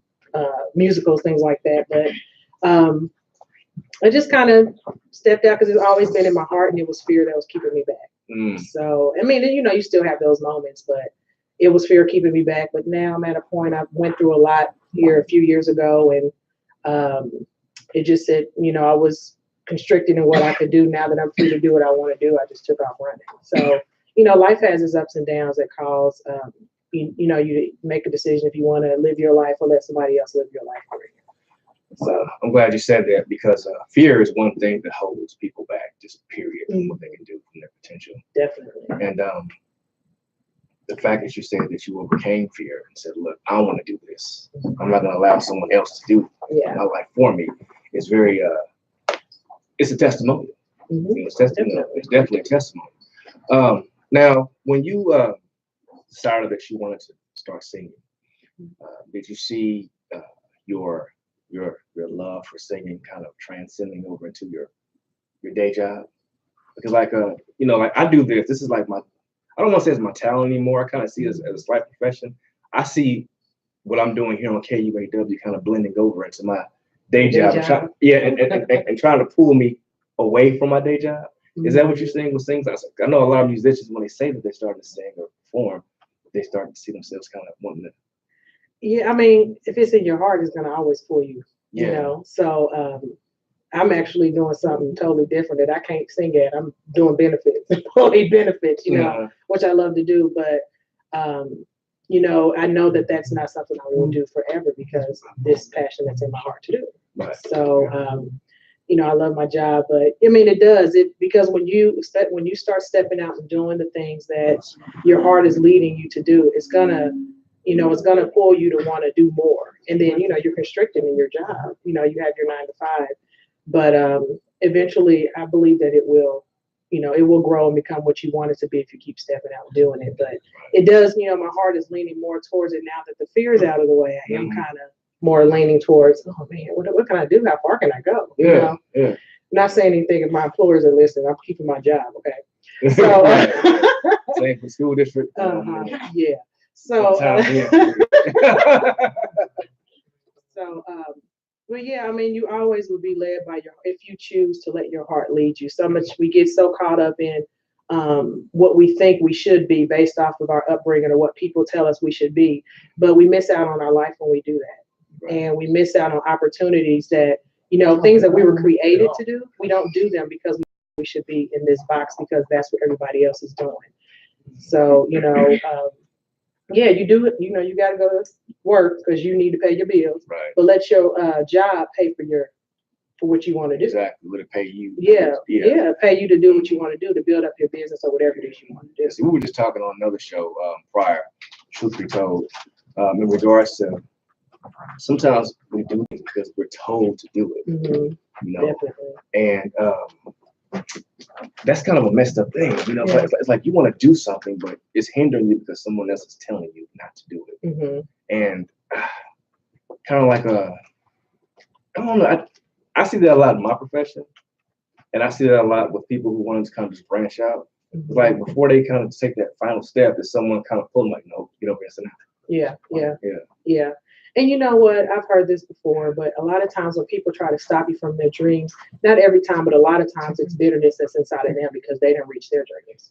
And, you know, and you really have to decipher, you know, is this something that, are they really trying to help me? Are they seeing something that I'm not seeing? They're trying to step in to help me, or are they really trying to discourage me from doing what I need to do? So, you know, it's really important. And this is, again, this relates more to my relationship with God. It's like, give me discernment, because the people that are in your life, are they there to help you? Or are they there to hurt you? Right. And you understanding and getting clarity on exactly what it is that, you know, what you're created to do, and you do it. You know, and it's gonna, you know, you're gonna have obstacles, you're gonna have issues, but when you do something that you love and that you know that you were created to do, it's not a burden when you have those obstacles. You get over them, you know, you jump over them. But when people are jealous of you or envious because you're reaching your dream and they're too scared to do theirs, that's not my problem. Yeah. You know. Yeah. So. And that's I like that, because now I'm seeing that you got your own CD coming out. Single. Yeah. Okay, your own single. Yeah. And then of course, Big in the Red and Black. You know, my favorite color scheme too. And we didn't plan this. No, it just yeah. And I see that you got your your own shirts too. Yeah, I had these made just to advertise it. So, just for people, and I'm actually gonna be selling them at my concert. I've sold some already, but just advertising it and as you can see in the words, you can't really see them, but it looks like a city. The song is really addressing the issues that we have with our city and how we deal with our relationship with God and deal with them. So, okay. Now, with your shirt, I'm looking at Tbeyb here. If you donate to KUAW and you put down Source of the Inkwell with your inspiration on donating, for the highest donation, I will buy a shirt. I believe shirt from Pam Downs. For the person. For the person. Okay. Yes, I will. Yeah, yes. I was waiting on that. When she said something about the shirt, I was waiting on it. Looked up. Yeah. Y'all look at my mic Yeah. on. Neil And already also- said he's giving away books. Oh yeah, and also Y'all know your because I mean, I like that because you're addressing the issues that's going on in the city, and there are a lot of issues going on. Now, what inspired you to write the single? stuff going on in the city, Yeah. and Well, now discouragement. we might need to enlighten some people because we got some people who actually live in the city, but they don't have a clue of what's going on. Right, yeah. But you don't mind me plugging your shirt like that, do you? No, absolutely not. So, just different things that are happening. We are in 2018, but some certain mindsets and certain things haven't changed. Right. And, I came out of a abusive marriage. So a lot of the stuff that I've written is more of the time when I was in that marriage, and I felt I knew God was still with me, but it was a bad place to be. And so in writing the song, it's addressing people that I feel that would have been feeling the same way I felt at that time. So addressing people, how we deal with racism. Our Black man can't go anywhere. You know what I'm saying? Without being assaulted. I'm addressing, kids being killed and their mothers having to bury them. Just things like that. And it's things that we face every day, that we see every day. We see on the news all the time, and some stuff doesn't get on the news. So, but in that, God still wants us to keep focused on Him. And a lot of times we can get bitter and we can get upset. And we do need change. Yeah, we need justice. Yeah, we need to stand up for what we believe is right. But I also think that, in that time, God will give you peace to deal with it. So you won't go crazy trying to fix a big problem that you by yourself can't fix. So coming from the side of you going happening, it's kind of my conversation with God. I see all this stuff happening. I'm not going to give up. I still believe you have a plan in it. I still know that there's something that's going to come out of this that will be great, be awesome. But while I'm waiting, I still see fathers being killed. Either they're not present, either they're dead, or they're in jail. We still have fathers that are present. I know your father, my father was 100% present in my life, and I'm grateful. But that's not the case for everybody else. You're right. And like you made the comment, you said, why it's not being told in the news. That's why you have your poets and your singers and your actors and you have the arts, because see, it's our job to inform people of things that the media won't, or the government won't, or our society won't. It's like what you're doing right now is a very, very, very blessed thing with your song, because you're informing people of the ills that they're not really being informed of, or they have a deaf ear to. But the way you're delivering it, they have no choice but to understand. That's why when you see a society being taken over, they get rid of the poets and the singers first, because people listen to us. You have a voice that the media doesn't have. So that's why I'm just so glad I asked that question on what the song is actually about. Someone sent a message to me on my line saying, "Hey, can you have her sing a chorus of her song before she go?" That's coming. So stay tuned. This is the Source of the Inkwell on KUAW, Knowledge, Understanding, and Wisdom, Kansas City's global community radio station. If you want to interact with Pamela or any of us during this radiothon, please call 816-599-6893 or hit us up on the Facebook live stream. The Source of the Inkwell is in this race for getting funds for KUAW. I know it's fun to kind of compete amongst the staff here, But when it all comes down to it, it's all about getting KUAW up to do the same thing that you're doing with your song. I'm just glad that you're here because you're kind of adding us up, adding it up a little bit. We gotta see, can't see the guest on YouTube. We need to move this camera over so we can see Pam on YouTube. I don't know which camera is going to be. Yeah, I think it's I think it's this one here. yeah, that one right there. Yep, looking right at me. There she is. Yeah. Thank you, Tbeyb. Appreciate it. See that we're all a family here. All right, here we go. Cool. Went on for a minute. Now I got another question for you too. When it comes down to your music, do you see your music being used in other ways as far as delivering a message? I know what I believe is about the city issues, right? Mm-hmm. What are some other trending topics on your mind that you want people to learn out? Honestly, my whole platform for why I write music and what I write it about is actually individual relationship and our connection with God. And I know that sounds like, oh yeah, we hear that all the time. But no, a lot of the songs that I write are actually conversations I have with God. Like this song, if someone would hear this song, they would think like, dang, you talk to God like that? Yeah, I do. We're supposed to. Yeah, because if I have an issue with something, who else am I going to tell it to? Who else is going to understand? You know what I'm saying? So I really want my whole message and everything that I write is to say, hey, you can go directly to God with your issue and your concern and your problem, and He will hear you and He will answer you. So that's really the message that I always want to make clear, because a lot of times the world puts it up like God sitting in this throne and this seat waiting for you to mess up and He gonna check you off. Absolutely not. And so that's really the big message that's why I write music. And it may be portrayed, I may not have it come directly like that, saying this is what God believes about you and this is that. I may come a different way, but at the end, the source of my message is that. And kind of to go back when we were talking about the message, I know that this is going to be a powerful song because the first producer that I worked with, he told me I need to change some of the words to my song because it will offend people. And so I was like, okay, thank you for your opinion, but that just showed me that what I wrote is something that it will make people people feel a little bit uncomfortable. But sometimes that comfort is what makes us change or makes us think. Right. So it's not a song as traditional a church. Well, yeah. Here's the thing. I mean, in order to be comfortable, you got to be uncomfortable. And the good thing about getting mad is you eventually get over it and you learn from it. So that's like when I'm in class and I thought chances are going, you're right. Like you're like, no, but like, yeah. My students get in trouble. I'm like, are you mad at Mr. Gaddis? It's okay.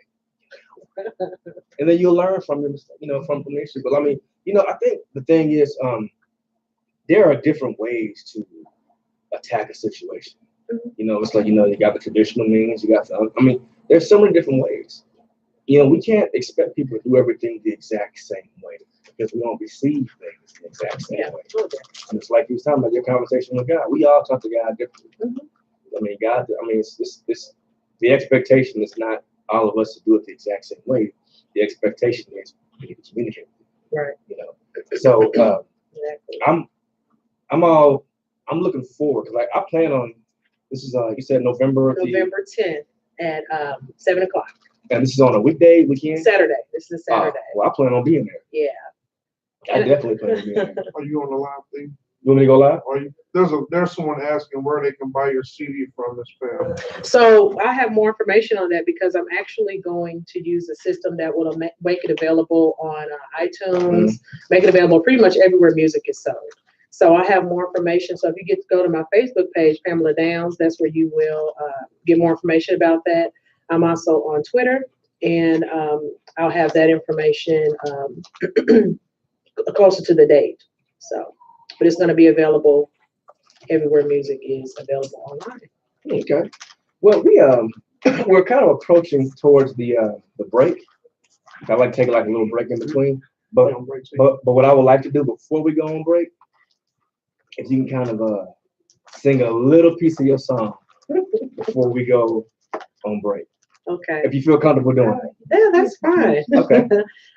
This part is actually just the chorus, so it doesn't hit a lot of the things that I was saying, but this is the end of the song that kind of encourages us. Okay. I believe that you will always be there. I believe that you will be my strength. I believe that I will smile again. I believe that you will make a way. Man, I was like, oh yeah. See, you hear this first. You need one of them buttons. You hear this first live on KUAW on the radio phone. So we're gonna, and if you were in the studio right now, you got people running in here and everything. So we're gonna. Are you ready? Yeah, we're gonna take a quick break, and then we're gonna come back more with Pam Downs. Okay. All right. There and bring this one up. We're still live. We're still live. That girl good. I'll just press anything. Not anything. Make sure you press more than James and then do show promo. Like how, like so. Okay. That was The mic's on. Oh. All right, Mike's live. That was just show. Yeah. So yeah, that was great. Y'all still on YouTube. Yeah, we're still on YouTube and Facebook. Like we still here to see. So. Ashley Bronswell said, "Sing that song, girl." Ashley Bronswell said, "Sing that song." And then we got Truly Blessed from you know my mom. Oh, Aaron said that girl good. Sing that song. They on here. They loving that. You might have to go ahead and sing it again now. Yeah. You might have to sing that part again later on. Yeah. But I got a surprise for you too. It's a good surprise. See, she knows me. Throw me under the bus. Yeah. No, I got you. It's a good surprise. It's a real good surprise. I wouldn't do you like that. Yeah. Yeah. But I said, I ain't seen Pam in a minute. She's doing big things. I wanna do something. For real. Okay, I appreciate it. Yeah. It sounded good. Yeah. Yeah. It's all good. Now we good. When we come back, I want to talk about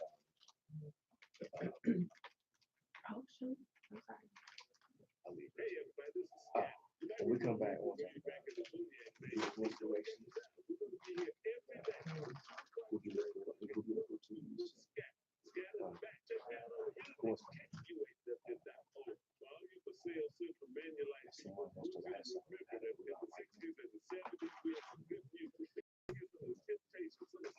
Hey, I didn't even tell me how to get it back into the mic.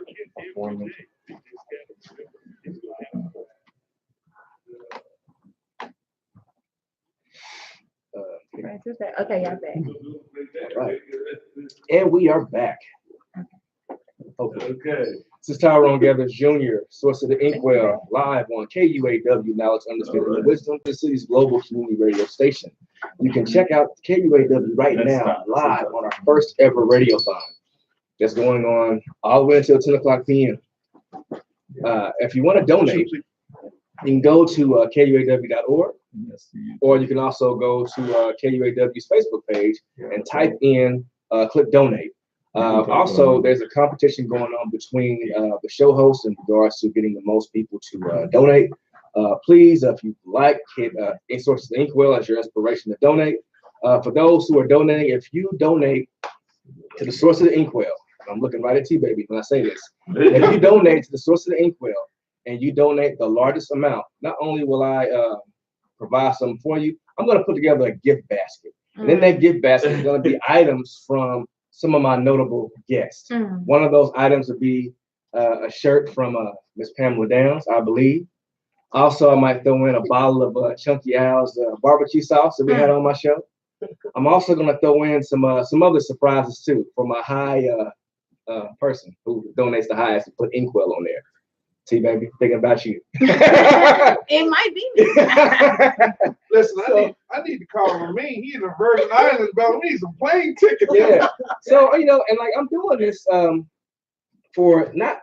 I mean, yeah, the friendly competition is good, but I want to get as many people to donate because as you give to KUAW, I want to give to you. Yeah. As the person who kind of steps up and says, hey, look, I want to donate to this this organization. Also calling 816-599-6893, as well as hitting us up on email kuaw95@gmail.com. My guest is the incomparable, the lovely, the talented Pamela Downs. She hit us up with some song from her track, I believe. She sung a snippet of it, not the whole thing, but a snippet, and you heard it first on KUAW. So Pam, people are still talking about that. People saying truly blessed, that girl can sing. I want to hear more. People was running into the studio. So very inspirational piece. I mean, that small little piece was so powerful. Kind of reminds me of that mustard seed. You know what I'm saying? Yeah. So we got Deacon over here. Deacon walking like that. Yeah. I'm security. I'm security. Yeah, church security. Yeah. So I want to talk about your musical inspirations. If someone were to ask you, or someone is asking you, who are your musical inspirations? Man. If I had to start locally, it'll be a woman and a man that were in my church growing up. Sister Robazine Sawyer and Reverend Bowman, Dwight Bowman. They used to sing solos all the time. I'm like, oh, I want to be able to sing. So that's more locally. But honestly, I really like Ella Fitzgerald. Okay. Tamala Mann, definitely. Erica Campbell. Okay. And Tasha Cobbs. Whitney Houston. For older, Yeah. She pointed to me when she said older. No, Remember, we were in the same college. Or she still can sing after that. Kimber Rail. I have so many. And the thing is that I like them. And what I used to do is try to sing like them. And because I could not sing like them because I wasn't them, that's when I stopped singing. So when I finally figured out my voice, I'm like, hey, you can still sing your way, and but you can still have inspiration. So yeah, I like. Honestly, it's crazy. I like the Temptations, the original Temptations. David Ruffin. Oh yeah. You can't go wrong with that. Pretty much but I guess mostly those in the '60s. I love '60s. Yeah. So okay. pretty much all the singers in the '60s. So you're a Motown. Motown. Definitely. Okay. So. Motown. Yeah, okay. Motown. See, that was some good music. Man. Classic music. And that was music that had meaning and it had substance. And they could sing. Yes. It wasn't any cover up. They were singing. I can't think of one person on that label that couldn't sing. Because they couldn't be on there. Yeah. Right. They couldn't be. They couldn't be on there. Couldn't be. Can't sing. Now, it's kind of leads to another question. If you can kind of like sing on any music label in any era of time, would it be Motown in the '60s? Man, actually, you know what? It would be in the '40s. Jazz era. That type of like singing in like with Pearl Bailey, Ella Fitzgerald, Lady Day. Yeah. Honestly, that's what I would. Yeah, definitely. Okay, I can see that. I can see you up there at one of the clubs, and then you got someone with a perm playing the piano. Sing it, girl, sing it. Yeah. Yes. Yeah, I can see that. Yeah, you got and that's good music too. I mean, and also, and the thing I like about that particular period of music is the voices were considered a musical instrument. Yes, they were very harmonious back then. Definitely. Yeah. Hey, you kind of taking me back. With that. I got an old soul. You said an old soul. Huh? Old soul. Nothing wrong with that. Yeah. Let's double check and make sure that this video is tagged on the page, right, Mr. Walker?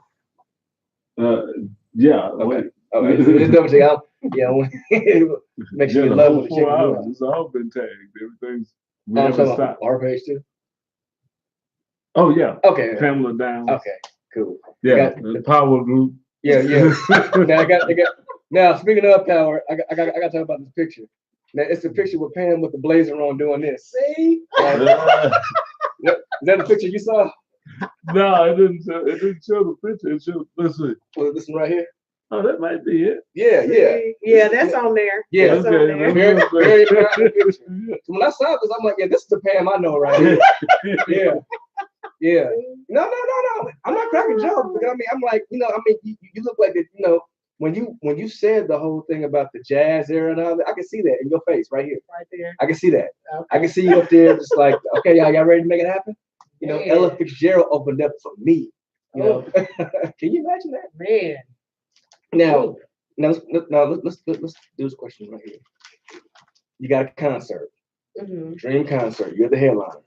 Who are other people that you want on the concert with you, living or dead? Oh man. It's a mega show, a Pam mega show. Living or dead. Ella Fitzgerald, Okay. of course. Yeah. I would want Tamala Man. I love Tamala. Okay. That's a tough question. I know, right? Because I be wanting to sit in the audience and listen to them. Yeah. Well, well, you will like backstage until you come out. Man, pretty much. I mean, I guess all the artists that I love, I would want them to open up for me. Okay. Yeah, definitely, because that's just I don't even know if I would be able to sing after that. All that talent, but yeah. Okay. Cool. Well, if someone asked me, I don't sing, so I wouldn't be able to answer. You sing. I croon. Yeah. So let's talk about the art of writing a song. Mm-hmm. Okay. Now, a lot of people are probably asking, how does one write a song? How did the songwriting process go for you? I think a lot of people are different because some people can get in the studio and hear music, hear sound, and start writing. Okay. I have yet to learn that. I'm actually, when I'm writing, I'm sitting in my room, dead silence. I bring up the melody and I'm writing as I go, based off the melody. Mm-hmm. You find in pretty much whatever it is that you want to talk about, who you wanting to encourage with your song, or whatever your song is about, who you write it for. And then it helps. And then from there, you start getting the words of what you want to say. And sometimes, and I'm kind of the one that likes my songs to rhyme. Mm-hmm. And sometimes, well, actually, this song, this one rhymes. It rhymes. But some artists aren't like that, and I haven't yet to venture out to do that. But it's just taking the time to, sit still in a quiet place and finding out what it is you want to write about and who you want to write to, and just getting a flow. And it's funny because a lot of people say, well, how'd you get the sound for this, and that? I'm like, it actually is in my head because I can just hear melodies and just go in. Just go in. Just go in, Yeah. But I don't have I can't play the piano, nothing like that. So it's just, it's just a melody that I hear in my ear, that kind of inspires me with the writing. So everyone's different. I actually was taking, and this is the thing, just because you're gifted in something doesn't mean that you don't need training. Right. So I was a part of a group that helps with songwriting, and they're more on the country side, like with the country music side, but they still have a lot of input, and they're an older group, and so you never think that your gift is too big, that you're just so gifted that you can't learn, because that will be the first mistake and you will fail. Right. So even though I have my way of writing, it doesn't mean that's always the best way, and I always try to get input and understanding for people that are doing it and have done it and have been successfully doing it. So now, is country something that you might want to venture off into? No. It's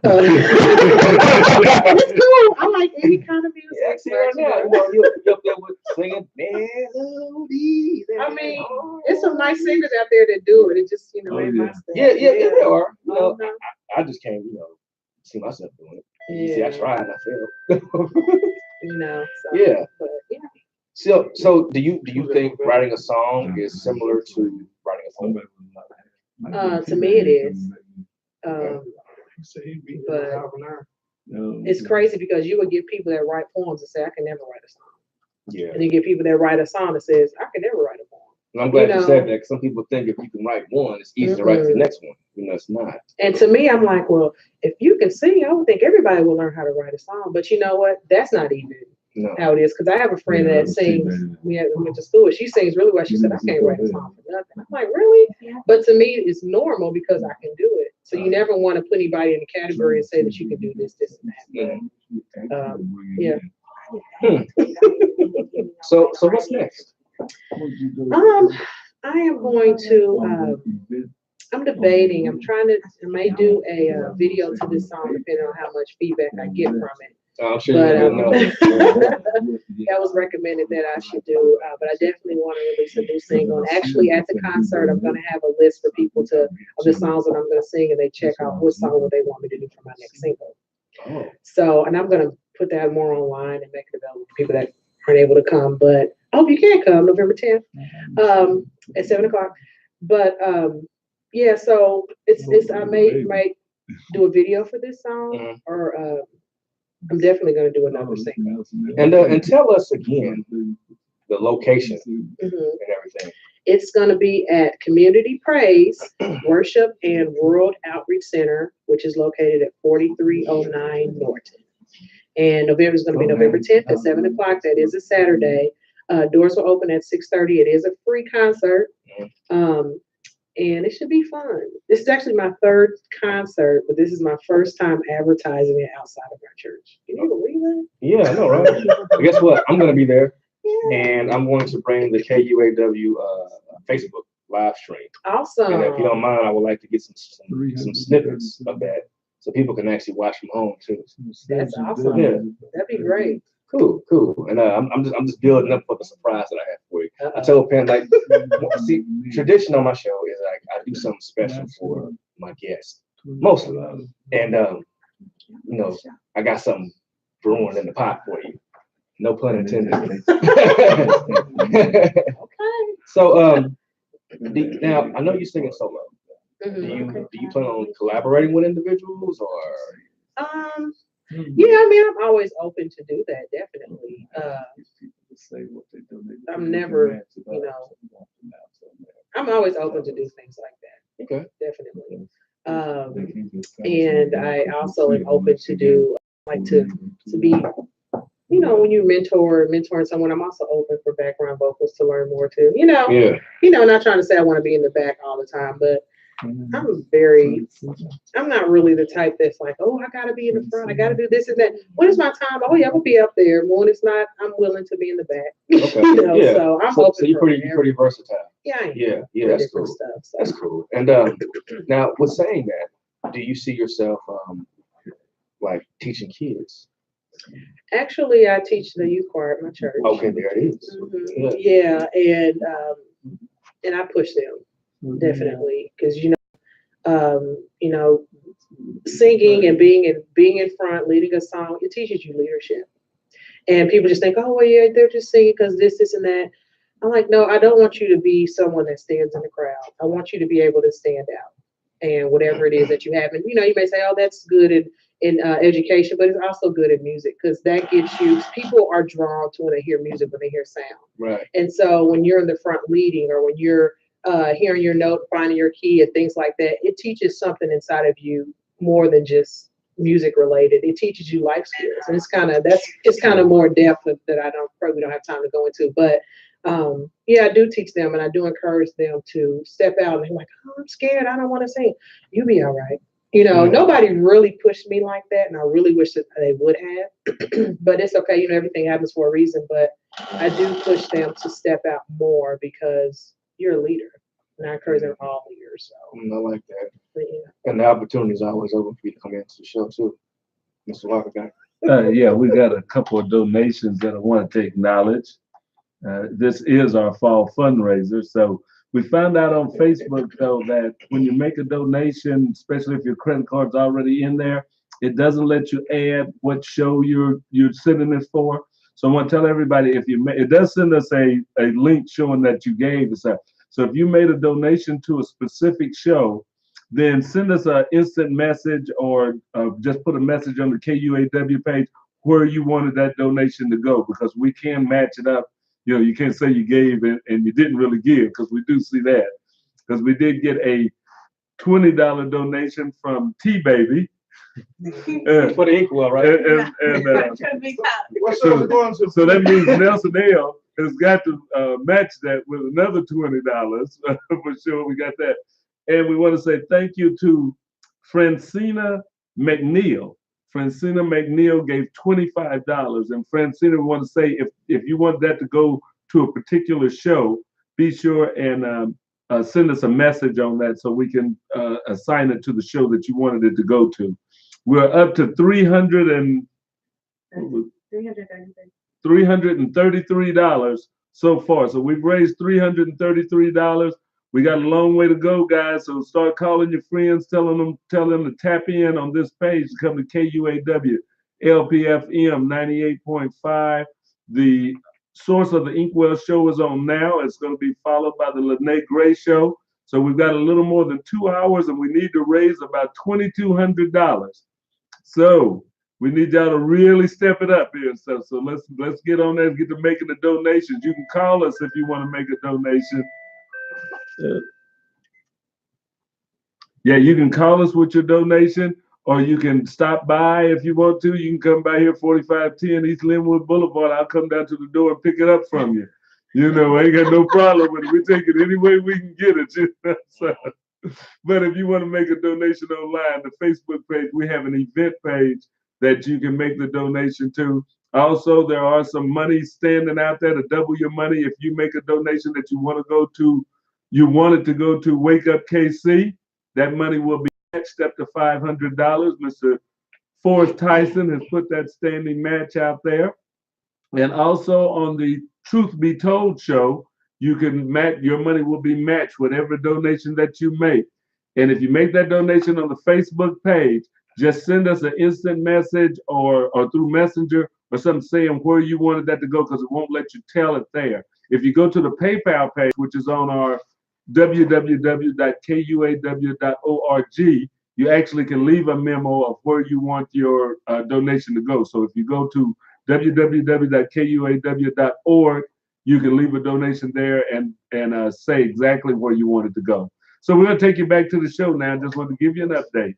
All right. Thank you, Mr. Walker. Appreciate that. Please. They want to donate to Truth Be Told. Yeah, that's KUAW. We have a caller, so we're gonna be patient and let the caller call in on this radio. You want to do a donation for the Inkwell of $50? Inkwell, $50. Well, he got a smile on his face. So who's calling? Inkwell, $50. Thank you. Thank you. And to all who's watching, please donate to KUAW. Well, no, you don't have to. So, but are you going to do this online, or are you going to have to mail it in? KUAW is housed inside the WB Du Bois Learning Center. And the WB Du Bois Learning Center has been educating children of color in the community for 45 years. KUAW is also a radio station. That'll be fine. That'll be just fine. Thank you very much. Utilize their voices through radio. Okay. So it's very important that we No problem. to the organization, because it's doing so many great things for the community. So the more and more you donate, the more and more we can do things for KUAW. And for the caller that donated $50 to the Source of Inkwell, God bless and thank you for that. That money is going to be used to put on more programs and do more things to get our voice out and to do more things and get more guests like Miss Pamela Downs here. Pam, I think that was a blessing that someone just called in during our show to donate like that. So if you don't mind, earlier you sung with that small little piece of your song. Do you mind? I mean, is it okay to actually do it again, or? Sure. You sure? That's what she do. All right. Need some water? No. We got some juice. There's some mango juice. I believe that you will always be there, I believe. That you will be my strength, I believe. That I will smile again, I believe. That you will always be there. I like that. Woo, woo, woo. You know, Pam, this is what I want to tell you. I got, Mr. Walker sitting right here, and I want to ask you a question, Mr. Walker. If I can get an MP3 of Pam singing that, can we play it on KUAW? Absolutely. There it is. There it is. We registered with BMI. There it is. Yeah. We're registered with CSAC, BMI. Yeah. So think about that. Here we go. Oh, bring it over here. Bring it over here. Bring it over here. Bring it over here. He was recording. Oh, We gotta get some sound effects. So you all heard it now.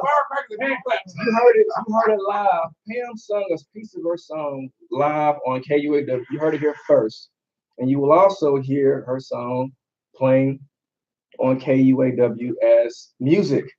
I'm definitely gonna play it on the Source of the Inkwell. absolutely. And I'm sure now we play gospel music on Sundays, right? Yes, Sunday So- mornings we got it, and Saturday morning before Wake Up KC show comes on, we play gospel music. So it's possible to have it in rotation like that? Yeah, Oh, there it just is. put it in with our Sunday stuff. So- Yeah. So congratulations, Pam. Your song will be played on the radio. Thank you so Cool. much. You're welcome. I appreciate that. Of course, now Pam, you have to give us a drop to tell people that they're listening to KUAW. So we'll have to have you record one of those. Yeah. So you Okay, gotta come back. definitely. Come back to the studio and You record ain't a said drop. nothing but a word. Yeah. So I mean, I think we gotta. And the good thing about KUAW is people when you donate to KUAW, you are supporting local. You are supporting a local entity that supports local entities. So you just heard right here that because we are a radio station here in the city, Pam, your music is going to be played in rotation on Saturdays, on this station. And all you had to do was just sit down and do an interview. And it don't got nothing to do with knowing me. I mean, it's a blessing that this young lady was able to do this. So I definitely want to thank you. Yeah, for doing this because Thank you. You know, I really appreciate it. Thank you Yeah. very much. Yeah. Because I thank you. It's an honor. It's It's a all good. privilege. Thank you. very much. I mean, it's really the honor is all mine knowing you because you have a powerful tool with your song, with your voice. I mean, you're doing something that I can't do. And you're doing something I can't do. Hey, look, we just making it work. It is. We're collaborating. We're Yeah, collaborating. definitely. So before we go, I would like you to again say where they can see you do this live. Yes, so you can see me at the concert singing this song as well as other songs that I have written. It's going to be on Saturday, November 10th at 7 o'clock. It's going to be at my church, Community Praise, Worship, and World Outreach Center, located at 4309 Norton, Kansas City, Missouri, 64130. Again, the name of the single is called I Believe. Yes, and also I will be there live on the Facebook live stream of KUAW, and you can also listen to I Believe on KUAW, and we'll let you know when that comes out.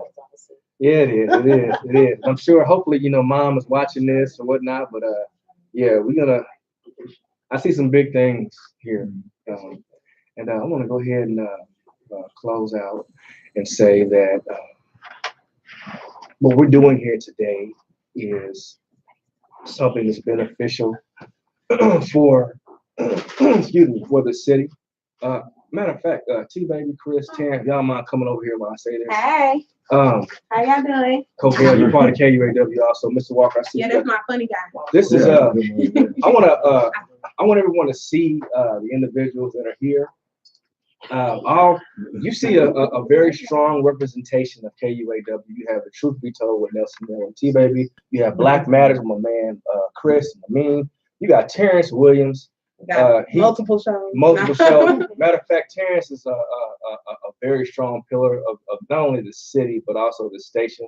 You got Covell, who came in here, who's also working on the station as well. And then, of course, all of this is made possible, first of all, by God, and then also the vision that Mr. Walker had here. When you are giving to KUAW, you are, and also downstairs in the parking lot on the way up, Miss Lene Gray on her way up as well, too. These are the individuals that I see every Tuesday when I come in, and that I kind of use to kind of anchor my show. So I want to say that when you give to KUAW, you are giving to this show and other shows that I did not mention. So many of them, but I just have to give these individuals respect because they're here in the studio right now helping me do what I do. You're giving us an opportunity to put on more product. You're giving us opportunity to put on more educational opportunities. I got to shout out Raytown Middle School because you have RMS radio.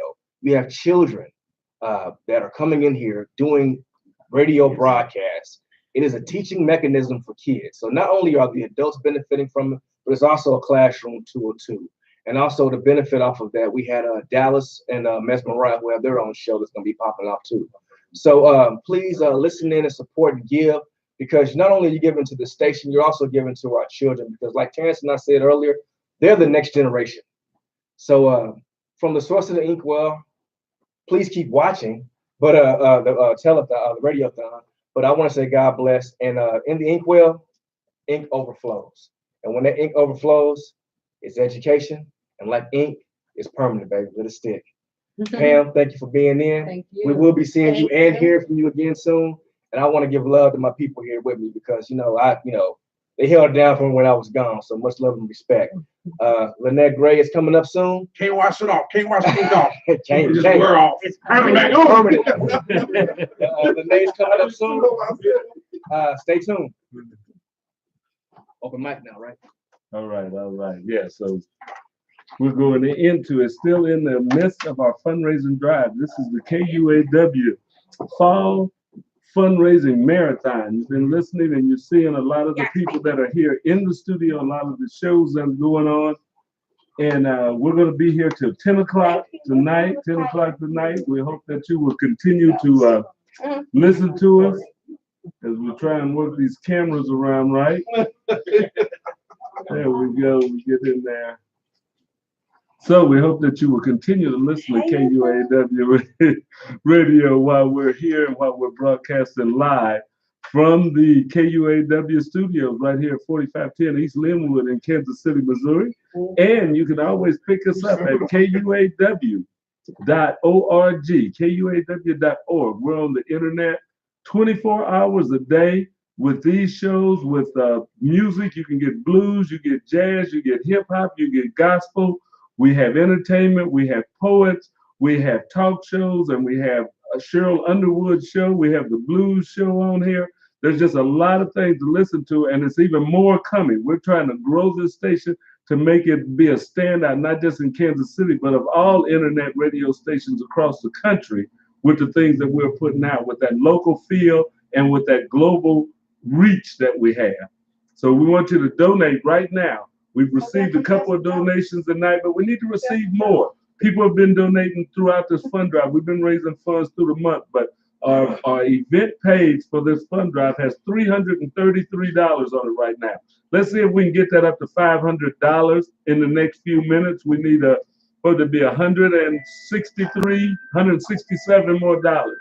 So can we get $167 in the next 15 or 20 minutes from those of you that are out here listening to what we're doing right now?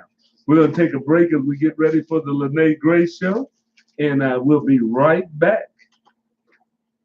Oh, you going to take a break? I was going to tell a couple of jokes. Oh, you We don't want that. No, we don't. Leave it to the professionals. don't want to run it off, huh? What kind of go? Well, thanks. Yeah, man. Yeah, it's comfortable. I know that. Look, yeah, man. What's that, Lene? Okay, Yeah, stand right over there. Yeah, I can angle you. So we just winging it?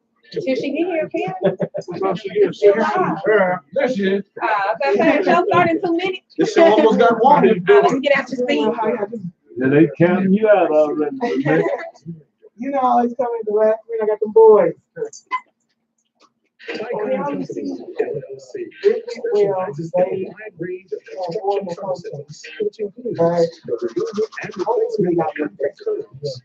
So we have some drinks, some potato chips, and some nut bars and stuff in the room next door in the computer room. We got mango juice. We got mango juice. Yeah, we got mango juice. Well, so we'll be here all night. Oh, you said drink some? Okay. Not that kind of drink. Oh, please, we're not getting you on there. Make sure you play the disclaimer as well. When you say the top The state of the black woman. Y'all welcome to stay and chime in. Cause he gonna be talking stuff. Yeah, we gotta be raising funds too. Oh, absolutely. Absolutely. I need some supporters. We gotta build the funds up.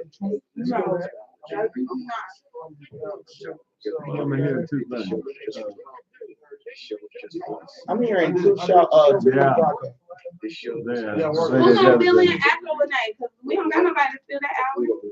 You need me to say? The source from the inkwell, where education. Yeah, that was the top of the hour. The source from the inkwell. Tuesday So you nights gonna jump from on the 6 mic, man? right here on KUAW. Behind the scenes. Come to check out the source. Let me know when We live right now. There we go. We staying live we're today. live now. Okay. Well, you're seen, you're not heard. Okay. You're being seen on YouTube right now. And you're being seen eating your chips. Yeah. You've been seeing me chips. We real around here. Right. I was sitting right there. Terrence like Chris Shore. Oh, let me move on. Yeah, you know what? Just be alert. You're not in it. I'm about to All right. On that one, You get a million in. Gotta get you straight. Is that? Okay, let's see. The thoughts, opinions, and statements expressed on this show are not the thoughts, opinions, and statements of KUAW LPFM I get 98.5. disclaimer too. You're listening to the Renee Great Show on KUAW. All right. You need a prayer to advise you. A little sticker to stay up there, like, no, I'm always good to you. Hey y'all, how y'all doing? This is Lene with the Lene Gray Show. I can't say my name today. So much has happened today that actually plays into my show tonight, the state of the Black woman. If you watched last week's show, we addressed some things for the state of the Black woman. I'm going to open with a quote that I did last Wait a week. minute. Is your mic turned off? Let me see. It Is should there a be on. switch on it? Yes. Oh, it's on. Okay. Okay. Hey y'all, how y'all doing? This is Lene with the Lene Gray Show. Once again, I'm coming to you live on Tuesday, October 30th, 8:00 p.m. This is the second show to the State of the Black Woman that I started that show last Tuesday. So it's somewhere on my page and definitely on the KUAW page. And you'll be able to go to the KUAW page and find that show. I'm gonna go ahead and do our call letters. You're listening to me on Knowledge, Understanding, and Wisdom, Kansas City's global community radio station. You can listen to us by typing in KUAW on Instagram, Twitter, YouTube, and the TuneIn app. You're most likely listening to me on KUAW-LPFM 985. Our email is KUAW985@gmail.com. You all know I love callers. 816-599-6893. Our website is KUAW.org. Now, I am going to remind everybody that we are in the middle of a fundraiser so that we can get our tower built. We need a new tower. We have a tower, but it's not strong enough.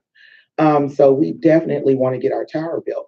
So our fundraiser, you can go to the KUAW webpage and click the donate tab. Make sure to type in the Lene Gray Show on the in the memos, or you can, so that they'll know you're one of my viewers. Now, it doesn't go to my show. It goes to the tower. but they, so they'll know where it comes from. Also, you can go to the Facebook page and click donate as well. This is going to be a probably difficult show. And the reason being is because I'm going to go back and start with a quote. This is the show piggybacking off of last week's show. Last week's show, we addressed how the Black woman is treated, how she is viewed around the world, not just in the United States. So I'm going to give you the quote, but then I'm going to put my spin on the quote. The quote is from El-Hajj Malik El-Shabazz, also known as Malcolm X. The most disrespected woman in America is the Black woman. The most unprotected person in America is the Black woman. The most neglected person in America is the Black woman. So what I am going to do now is I'm going to bring this up to today's situation for the Black woman. The most disrespected person in the world is the Black woman. The most unprotected person in the world is the Black woman. The most neglected person in the world is the Black woman. And when I'm going to clear up my definition of Black woman for those who did not watch last week's show. Black women, I consider descendants of the kidnapped and terrorized hostages that were brought to the United States, or those who were already there and stripped of their land via forced torture and were told to forget about their families and their homelands. They were forced to look at themselves as nothing but breeders, workers, bed wenches, and mamies. We, the descendants of those women who are natural born citizens on the United States of American soil, we are hurting. And it's time to have this conversation. Something happened today, and I unfortunately had to bear witness to this kind of hurt. So I'm still a bit shook up from it because the anger in me welled up so tough that it could have, if I didn't have the mind for peace and the mind for positivity that I have created in myself while getting ready for this series, because this is a heavy series, I probably would have intervened in not the right way. I witnessed the aftermath of a man from Afghanistan call a Black woman a black monkey-faced bee and spat on her. You could feel the energy that came from that, and you didn't even have to be looking at it. It shut everything down. People who were we were the equivalent of half a block away. And to have to watch that woman still hold her dignity after everything was over with, even though she wanted to break out and cry. But we as Black women, we don't let nobody see us sweat. We do not let anybody see us sweat. But the first thing that we're called is bees. We are called every name but God. We are not respected for who we are. And for a man who is not even from this country to feel so free as to call a Black woman a black monkey-faced B word in a Black neighborhood and then spit on her or spat in her direction. Someone walked in between, so I think that man caught the spit. That tells us that no man, no person on this planet fears at all whatsoever. No person on this planet fears retribution for disrespecting a Black woman. Not a single one. Not a single one. So for today's show, Black women, and you all can call in. You can type your messages or whatever. I just have to say that y'all gonna see me looking down at my phone. I'm not ignoring anyone. That was heavy. But we have to make sure that we take care of ourselves. And so now I am seriously concerned about this young lady because unfortunately, she has to deal with this. And it was done in front of a bunch of people. It was not just done in front of a couple of people. She has to deal with this shame of what he said to her in front of a bunch of people. And that's not okay. So we're going to address healing and protecting ourselves. Black women, we have to heal and protect ourselves. We cannot wait on anyone else to do it for us. We can't expect anyone else to do it for us. So how are we going to start? You see a lot of shows like Yana Fix My Life and a lot of, different shows of that nature. But this is how we start with healing ourselves. The first thing first, I would tell all women to look at yourself with no makeup. Take your hair, pull it up in a ponytail. Tell yourself that you're good enough. Tell yourself that you're amazing. Tell yourself you're beautiful. The first problem that we have is we don't think we're beautiful. We compare ourselves to all the other women out here. We compare ourselves to everyone else's standard of beauty. But the Black woman's standard of beauty is her own. Why? Because, as I say, and as I will always say, we were literally bred to have every nation in us. Every blood, every nation, every creed, every race. That's what we are. We have every single one. So that's the reason why you can have a Black woman who can have a kid that's from sky yellow all the way down to dark, dark. Because we are the mother of all colors, the mother of all races. We have to begin to start our healing by looking at ourselves and accepting ourselves. I'm gonna tell you all a story. My daughter, as everyone knows, she is a Ivy League scholar.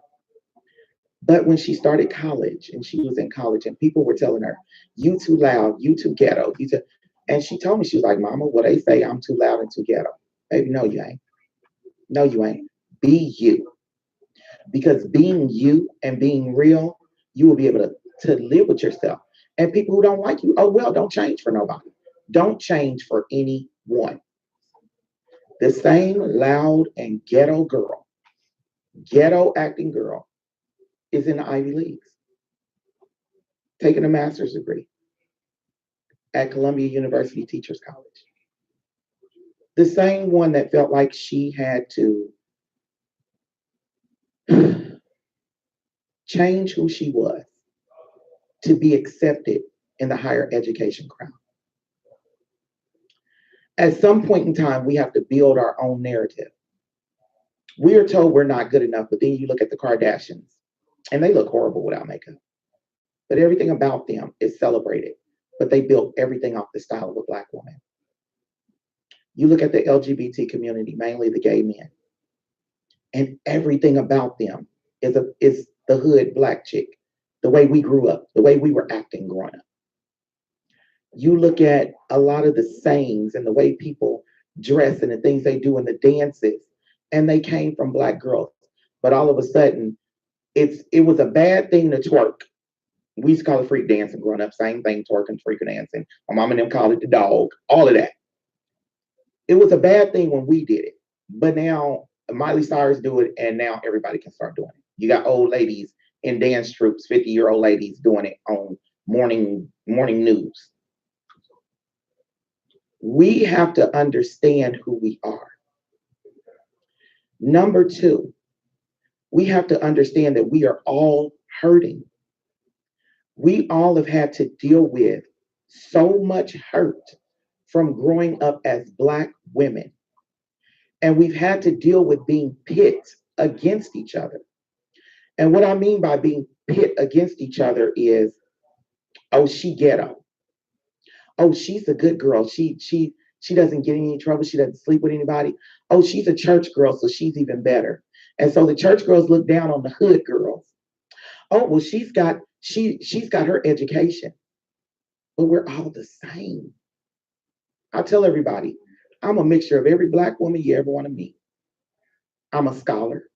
I am definitely a scholar. That's why all my kids are blurs. I'm that hood chick that grew up on 25th and Woodland and walked up and down Vine before Vine was popping again. Saw Crips and Bloods land in the neighborhood in Kansas City. Saw crack when crack first landed. A bunch of y'all don't know they used to paint the crack houses bright colors so people would know what house to go get their crack from. That's my neighborhood. Grew up, mom and dad divorced. Sister went to go live with my dad. Grandma, brother went to go live with my dad. I stayed with my mom and I wound up by myself. And I can understand what happened with my mom now. She lost her mind. She really was just trying to function and stay here. And she had to forget she had a child in order to do that. So I've been the church girl, the good girl. I've been the scholar. I've been the girl that was still a virgin while everybody else was having sex. I've been the girl with 3 kids, 3 different daddies. I've been the woman who works her tail off. I've been the wife. I've been the divorcee. I've been the baby mama. I'm now the ex-wife. God, and I always tell people, when I was a little kid, the scripture stuck out. And I can't quote it word for word right now because my mind is racing. But I was reading the Bible when I was a kid because I used to always read the Bible for protection. And then a lot of times I just read it because there was a bunch of Bibles in the house.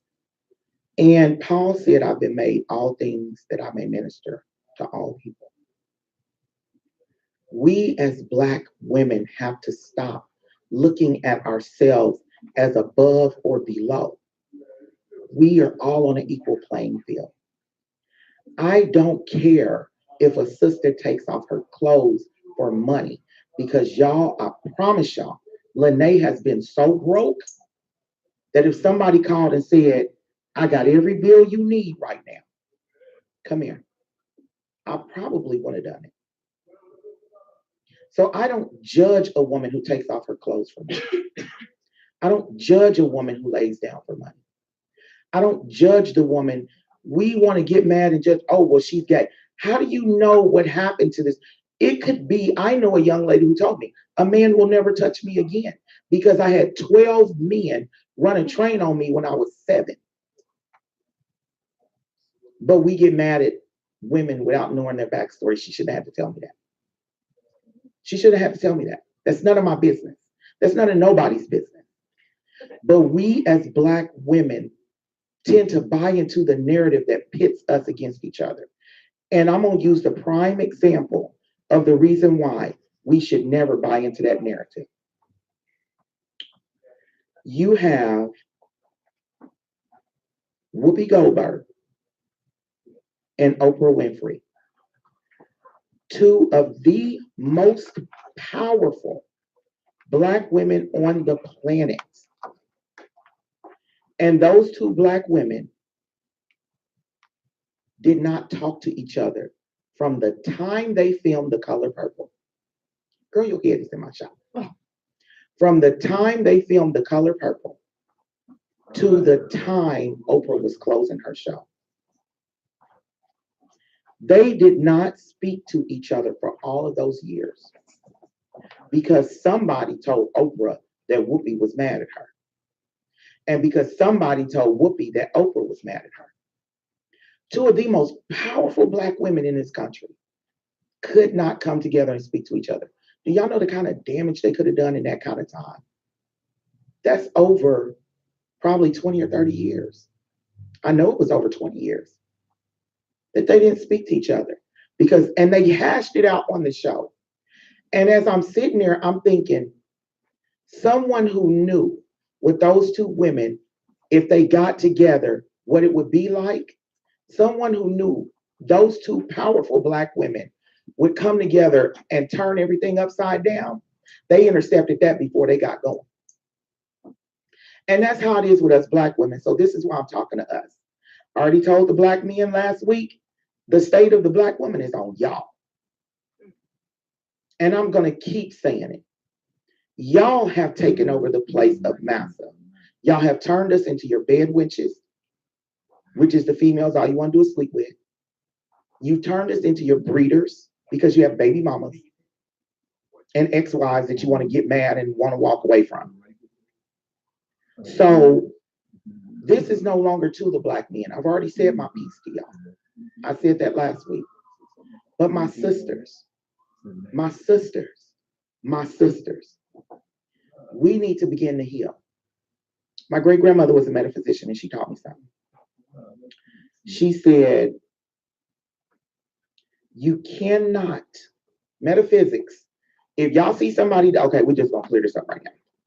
If y'all see somebody who claims to be a metaphysician or they claim metaphysics and they got crystals and incense and necklaces and all this other stuff, and they're not metaphysics.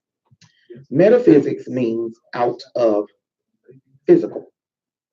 It means the power of your mind over matter, as my great-grandmother used to say. Mind over matter. So anything that is matter, they should not be using in metaphysics.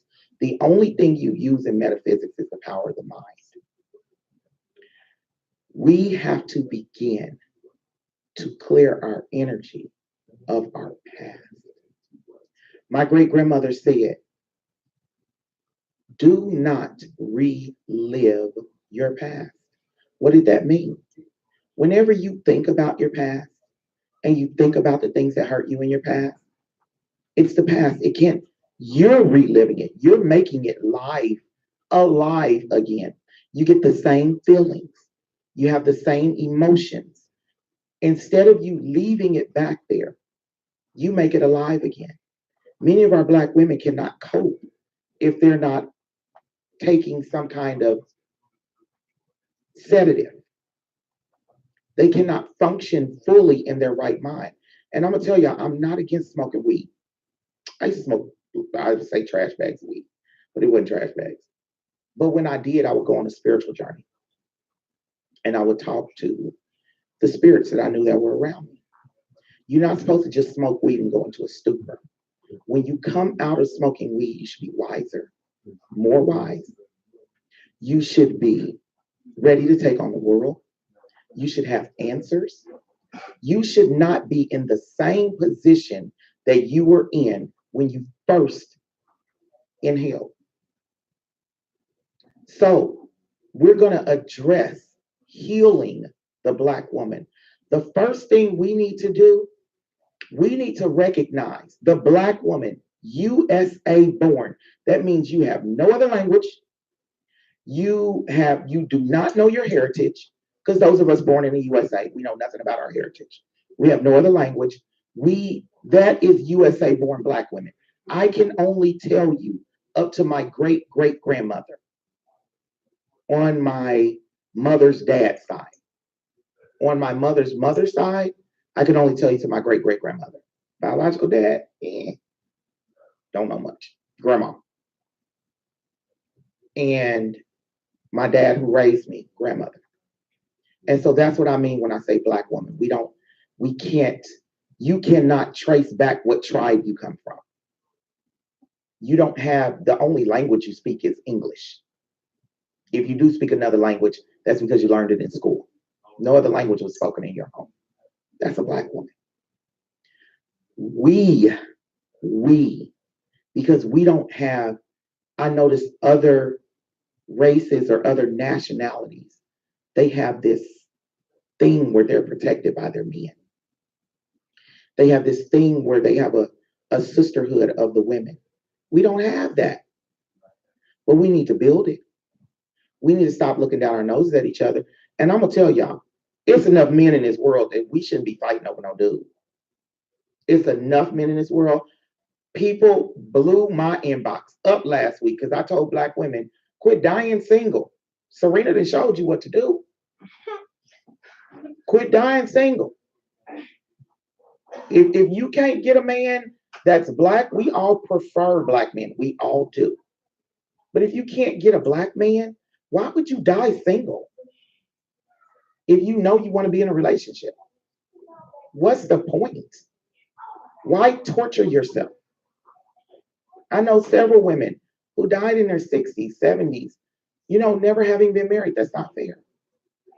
We have to heal ourselves.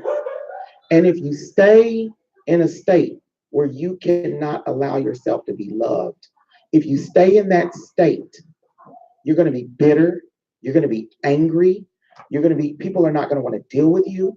And if you think about majority, every time you deal with a black woman, that somebody don't like her, she got an attitude, first thing somebody say, she needs some sex. Because she's single and she has not allowed herself to be loved.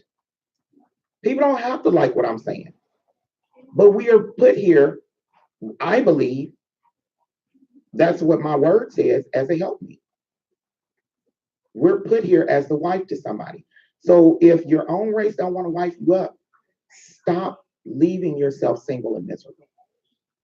We have to stop our pain.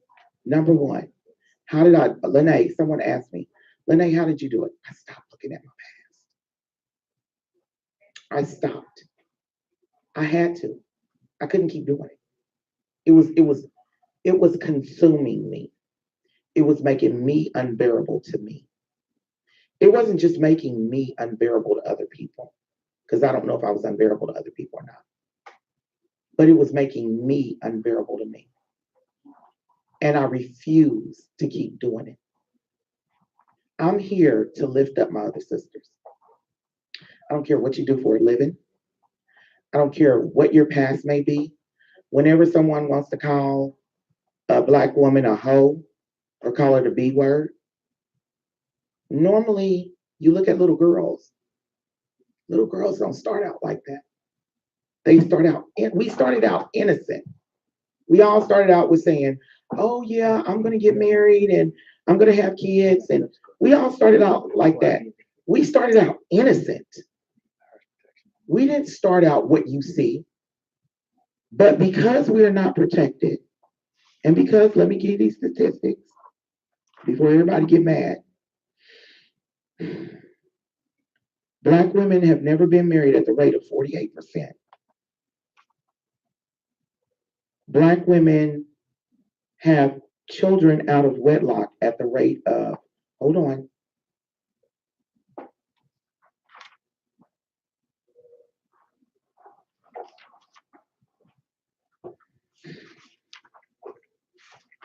This is a really hard subject for me today, watching the aftermath of a black woman being called a black monkey face bee and spat at. So y'all are going to excuse me if I'm kind of a little bit off, but 64% of black women are not married when they give birth. That's horrible. 48% of black women ages 15 of age and older will never be married. As of 2013, 48% and the census had not been married. I'm gonna tell y'all like this. The reason why they got 15, because they have quinceañeras. And the Mexicans marry young. They marry 15, 16. So why is it that our black men and black boys are taught not to marry or don't marry? But then we have 64%. Oh no, 33% of black women were married when they had children. So that equals up to 67% were not married versus 64% of other women were married when they had children. Let me say this again. only 33% of Black women were not married when we had children, versus 64% of other women were married when they had children. I'm in both of those categories. I'm in the 33% that was not married when she had a child. And then I'm in that 67% or 67% that was married when she had a child. I had my last 3 children in marriage. But at this point, y'all, we are hurting. Things need to change for us. How do we fix it? I'm tired of seeing Black women get murdered by other Black women because we're fighting over dudes. Or a Black woman, I watched today as I ran to Ward Parkway Mall before I came here. Had to run to the mall, do some stuff. And I watched today as a Black woman who was fairly well dressed. She opened the door for me and smiled at me. And she's still standing at that door when another Black woman comes through. But this Black woman I guess she didn't look presentable enough. And she let that woman open her own door. Didn't say nothing to her. This is a sister to another sister. Why are we fighting each other? Why are we so divided? How do we heal? How do we protect each other? First things first, be willing to, you do not have to intervene, but just stand there and be a presence when you see something could possibly go wrong with a Black woman. Stand there and be a presence if you see something could go wrong. Start smiling and saying hi to each other. Dang, what's so hard about that? I know we go through stuff. If we're going to smile at anybody, we need to be smiling at each other. Hey, sister, how are you doing? And when you ask, how are you doing? If you're not going to stand there and answer, I had a professor from Argentina, and she said, when I come to America and you all say, how are you doing? You keep walking. But in Argentina, when you ask someone, how are you doing? You're going to stand there and listen to how they're doing. She said, you all should just say hello, because you're going to walk right past that person. You don't care how they're doing. At some point in time, we as Black women need to care how each other are doing. We need to care. No one wants to hear this. No one wants to. It's like we will continue to keep fighting with each other. And that's what's tearing us down. We are the mothers of our race. And if the Black men don't stand up and protect us, which I done proved to y'all that they don't, they done turned this in, the Black men have stepped into the shoes of massa. And I'm not against my Black men. I love me some Black men. I like them about the color of this microphone. So I'm gonna just tell y'all, the Black and the Berry, how Tupac say the Black and the Berry is sweeter than juice. I love me some Black men. Love them. Love them. Y'all got a cousin or something. You gotta have a pretty face though. You gotta be about the color of this microphone with a pretty face. Anyway, but I don't know what issues Black men are dealing with to where they don't have the strength to stand up for us, the strength to put us in the categories that we belong in. I said something last week, and I mean it. Martin Luther King, Malcolm X, Marcus Garvey, and the Honorable Elijah Muhammad. They would disown every Black man right now at the state of the Black woman. Because when they left us, Black women were protected. We now, and women can argue and be mad if you want to. I've had women say, how dare you say that? No, it's the truth. Because if you look at the way the Black women are looked at, the way Black men have allowed us, it says it for itself. 67% of Black women give birth out of wedlock. 7%. So that means that men do not find you worthy enough of giving you his last name and changing your tax status. But he can put a baby in you and walk away. That's as low as the low. That's akin to breeding a cow. breeding a prize horse. So not only are we looked at in a sad manner, in a low manner, but then it translates to our children. People view our children the way they view us. They created laws for our children, y'all. For our children. We have to wake up. We have to stand up. We have to wake up. You cannot rely on the men to stand up for you. They have their own battles and struggles. We can work together, but at some point in time, as Black women, we have to pull together and say, hey, we're going to stop judging each other. Hey, let's lift this sister up. She's struggling. She's having a hard time. What caused this young lady to grow up and to live like this and do this? Where can we help her? Where can we change her? Because I'm going to tell y'all, when I was living a life that I was not proud of, you come at me with the Bible, I'm going to beat you over the head with your own word and make you start flipping it. Because everybody out there is not ignorant of the word. A lot of us know it very well. And so people say, oh, they need Jesus.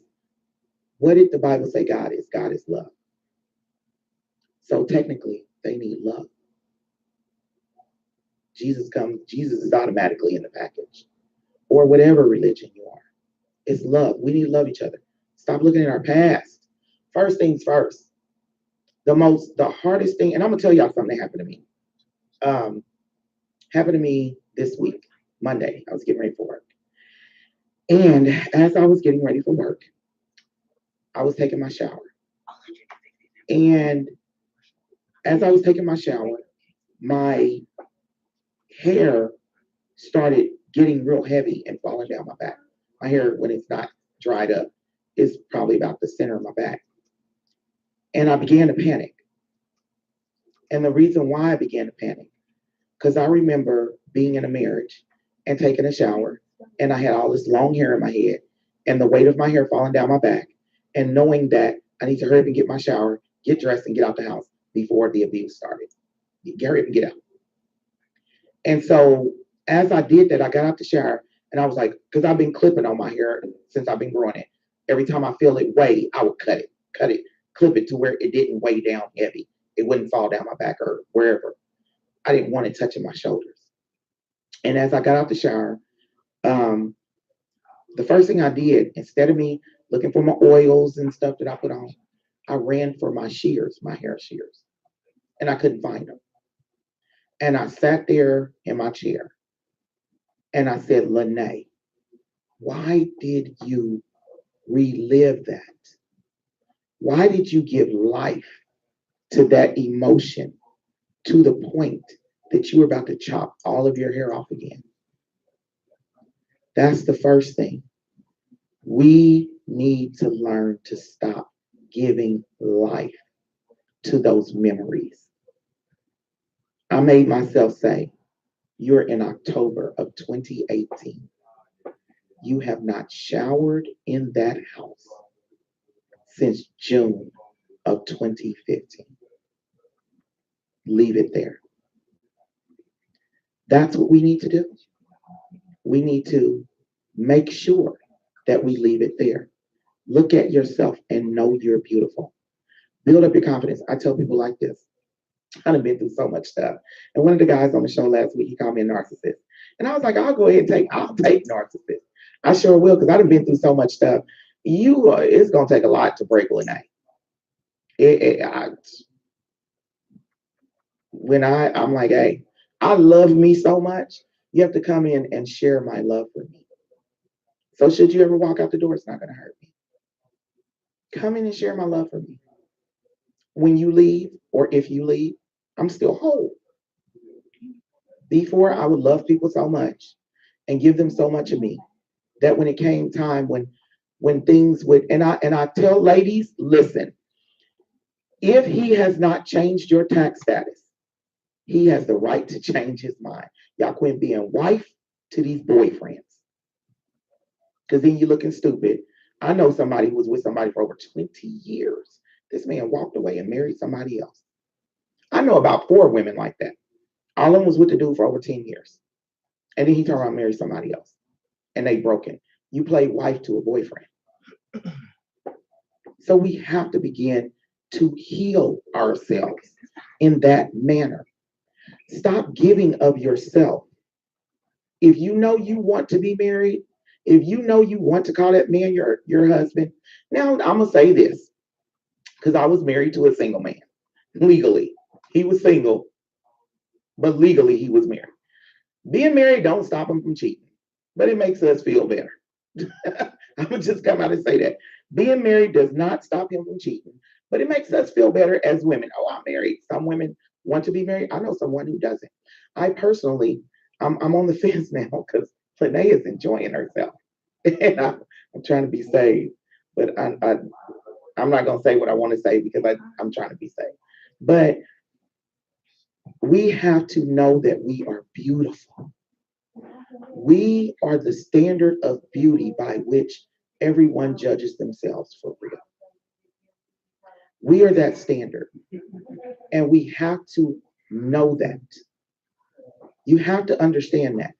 You might not be everybody's type. I tell people, Lene might not be everybody's type, but number one, I'm my type. And number two, I'm somebody's type. So the type of men that come into okay, now, let me say this. We got to start healing too. Because sometimes the type of men that come into your life are a reflection of what you are on the inside. So we have to start healing. That's number one. We have to start healing. At the point in time when I got married, I was a very angry, violent person at that point in time. So I attracted that energy at that point in time. When it was time for it to break, I held on longer than I was supposed to. But that energy had been changed in me. And so we got to remember that whatever we don't want to attract, we cannot be. You cannot be whatever you don't want to attract. Number two, don't let people and circumstances change you. You're beautiful. We all go through a lot. Black women, we go through a lot. Don't let people and circumstances change you. You cannot. Be who you are. Be who God made you to be. Be who you feel like you want to be. And I'm going to say this. We're going to quit judging the women just because this woman walks in who she is and has no fear of a healthy sexual lifestyle. She ain't no hoe. Stop saying that. Stop saying that. She's not. She's who she is. And we're going to quit judging each other. Everybody's not meant to be the same person. If it was, it'd be boring. We have to understand that we are one another's caretaker. That being said, I have 5 sons. I love my 5 sons. So I'll never let black men off the hook because I raised my sons to be on the hook for black women. I'll never let black men off the hook. But what I will say is we cannot get upset at whether or not.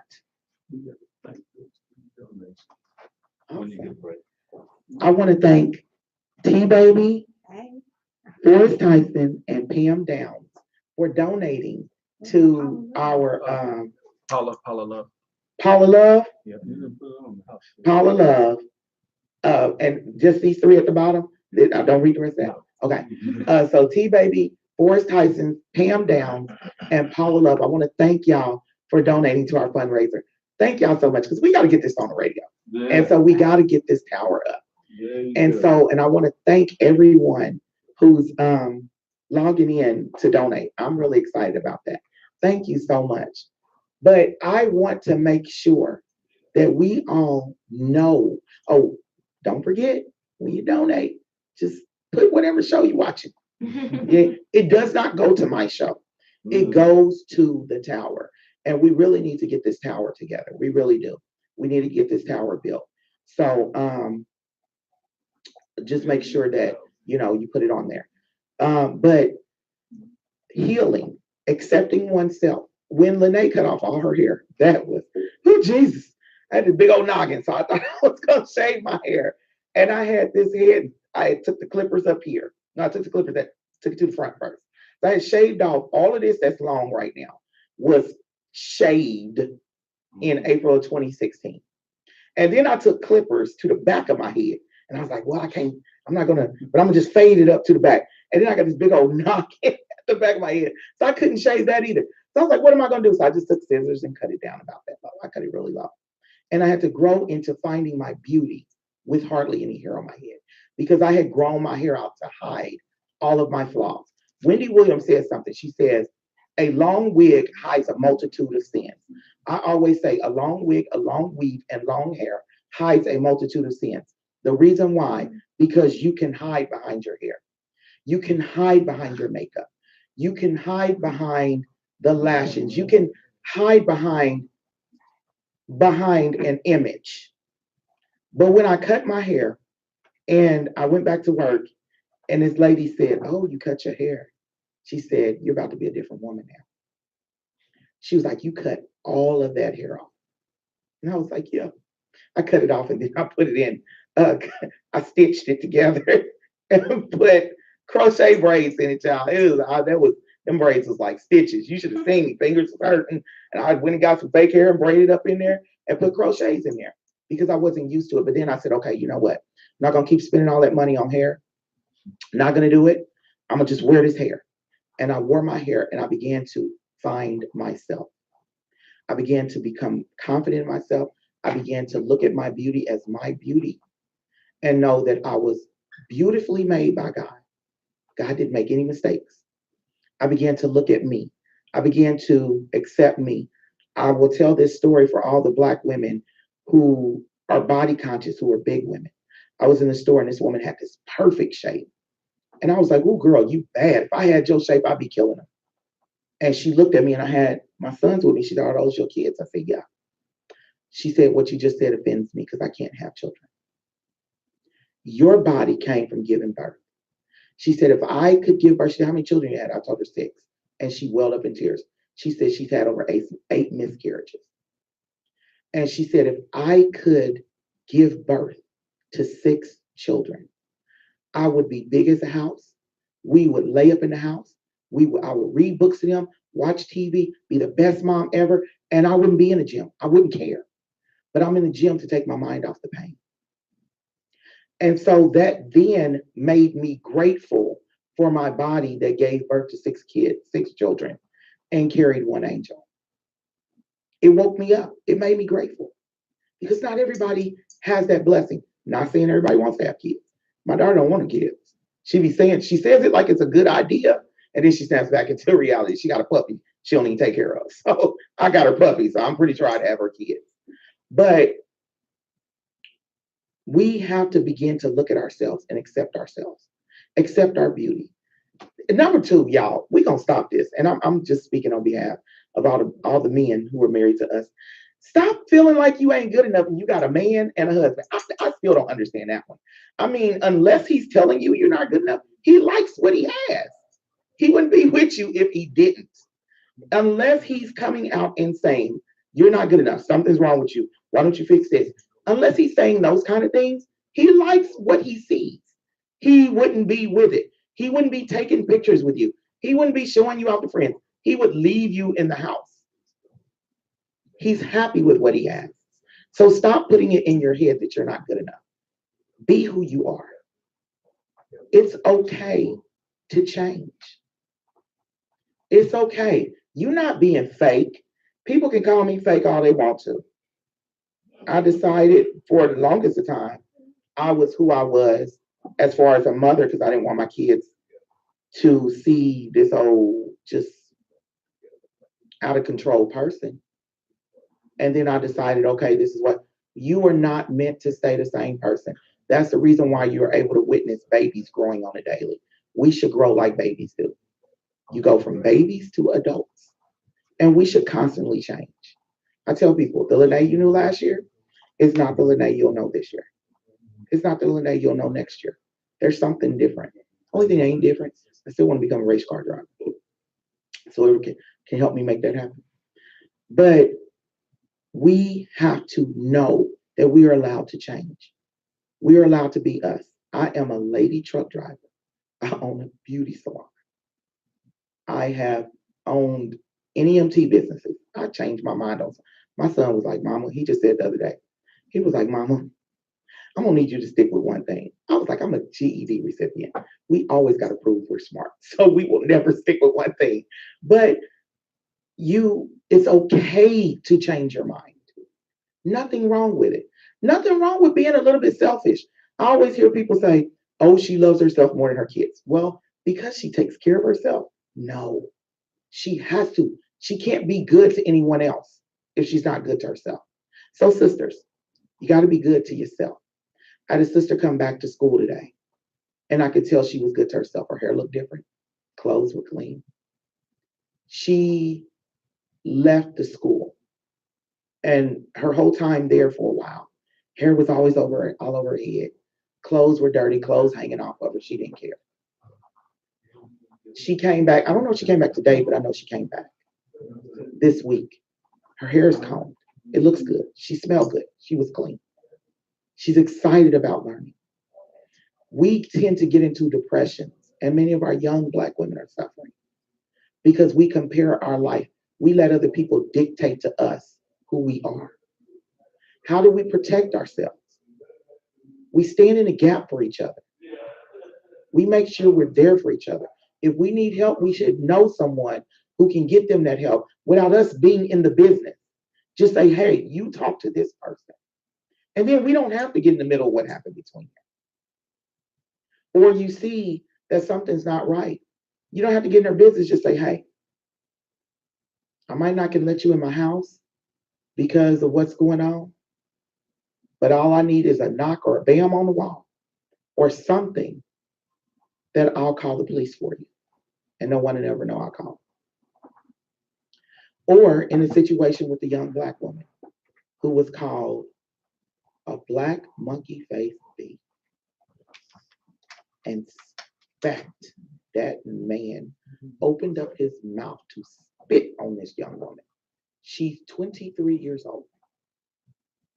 In that instance, and I'm just going to say it, and a white woman was standing there, and she said it. She said, had she'd have known that happened, she was unaware, she'd have clocked him. And in that instance, it should look like the Matrix when they jumped on Neo. I don't condone violence. I do not. But at some point in time, you have to teach people that they have to respect you. Even if you don't respect yourself, you don't let anybody else disrespect you. So we're at 8:52. We're going to break it down once again. Be able to look at your beauty without all the additives. That's not saying you can't go out with them, because when Lene wants to get fancy, I throw on a little bit of makeup. I literally put my hair up because on my fancy days, my hair don't want to cooperate. So I put my hair under something and throw some fake something on it and then take that hair off in the car because it itches. But be able to look at you, be able to walk in public as just you. Be comfortable in you and know that you're just as beautiful without the face full of makeup and hair. That's an accessory. Enjoy and love you. Number 2, we have to stop reliving the past. When you think about it, my daddy used to say something. He said, Miss Nene, when you worried about what happened in the past and you upset at people, he said either they don't know or they don't care, but either way, it's not affecting them. So either they don't know or they don't care, but either way, it's not affecting them. It's affecting you. Leave it back there. Live your life. Fill your new life with such great memories that it drowns out the old stuff. Be willing to stand in the gap for the sister that's next to you. Be willing to stand in the gap. Be willing to help. Let's be willing to help without judgment on these kids, man. People talk about the mama like a dog. You don't know what she's going through. Shoot, 67% of kids are born out of wedlock. So who's to diagnose the woman's postpartum depression? Most Black women who I know who are diagnosed with postpartum depression were married. All of them, matter of fact, every last single one were married. Their husband let them know something was wrong with them. You a single mama. Who's around to tell you that? Let's stop judging. Let's start uplifting each other. Let's be each other's strength. I don't care what she does for a living. I don't care what her past is. Let's stop doing that to each other. We as Black women, we need to heal.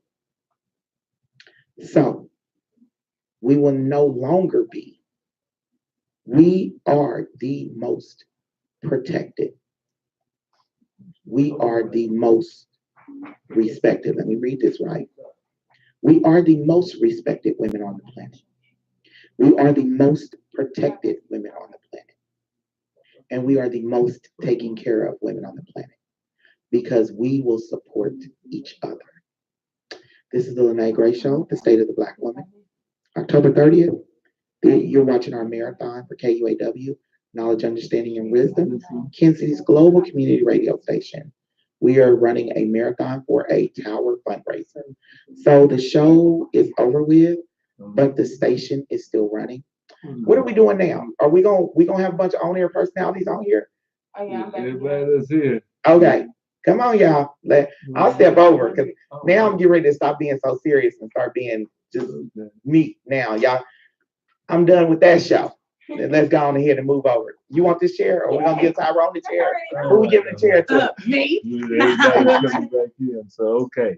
Hey, just want to remind everyone that we are still in the midst.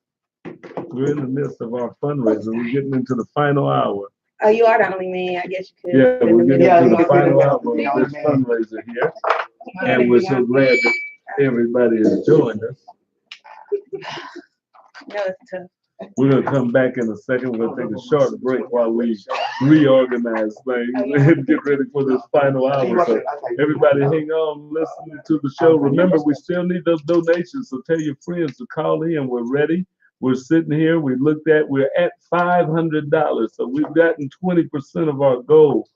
And we're really glad about that, but we want to do even more. So tell your friends, tell everyone. And some of you, this $500 doesn't count any PayPals. I've got to look. A couple of people have told me they've done on PayPal, so I'm gonna have to look on that. So we may have even more.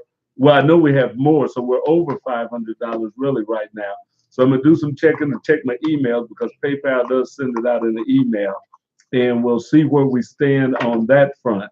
But I want to thank everybody, and as we go into this last hour, we want a big program. So everybody tell a friend, call somebody else, tell them to listen to KUAW. This is open mic time. It's nobody's regular show time. And we're going to chop it up a little bit and get you to donate. So we'll be back in just a minute. Oh no. I don't know. We got a lot to talk about. Memorable moments. Yeah, let's do memorable Scorpio season. We got to definitely talk about Scorpio season. Or whatever that is. He's like, whatever. I feel sorry for you. I know. You missing out. And what brought you to KUAW radio? How'd you get here? Well, you know, it was this here for what's her name? Mr. Walker know her name. She don't like me. I don't like her either. Who? That ain't how you got here. She introduced Nelson Neal to you, and Nelson Neal introduced me to you. That's why she was mad. Oh, that was that whole spiel that one day on the meet. Yeah. Okay, and then it spilled over online. It spilled over online. Yes, I was doing him on that. So it was. The mic's out. Yeah, the mic's out. The mic's off. No, everybody already saw it. So I mean, no thing. She can tap in. It was on Facebook. It was literally like she said. She called Nelson out for having his own show and going basically underhanding her. It was crazy. I was like, this is when your show started? Oh, okay, yeah. I remember hearing something about that. It was crazy. Yes. I was like, no. Well, they're announcing their show and you doing this out here. No. KUAW was her idea, though. Huh? She said KUAW was her idea. Oh, she started it. No, that's what she thinks. Oh, okay. That's what she thinks. That she started it. It's good to dream.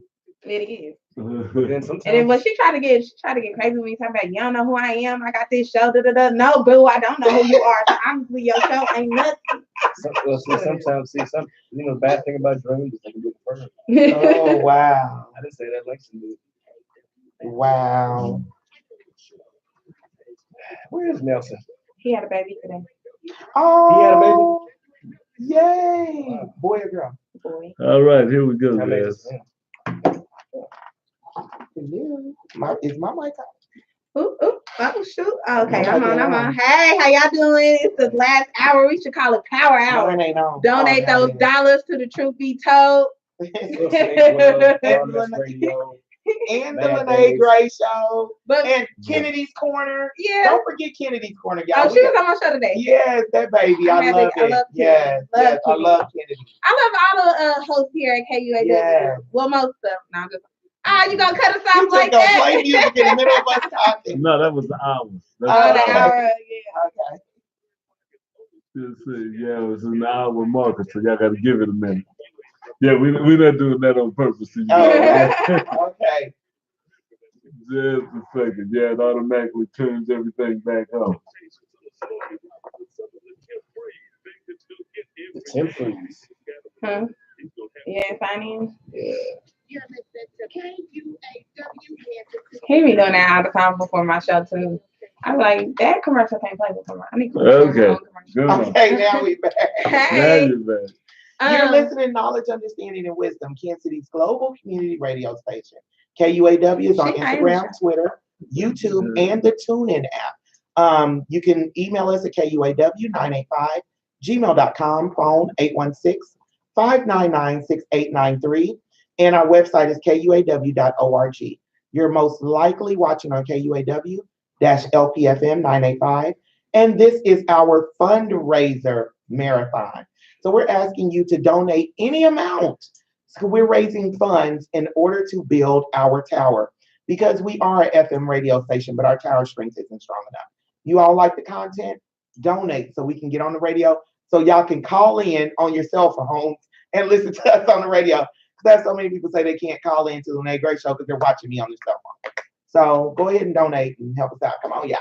They need Yeah, this is a new concept too. I mean, I like to see the more and more you all donate, the more and more the station will grow for you. Absolutely. This is an investment for knowledge for your community. Absolutely. KUAW has a lot of different facets. It has STEM, it has community focus and educational focus, about 25% entertainment.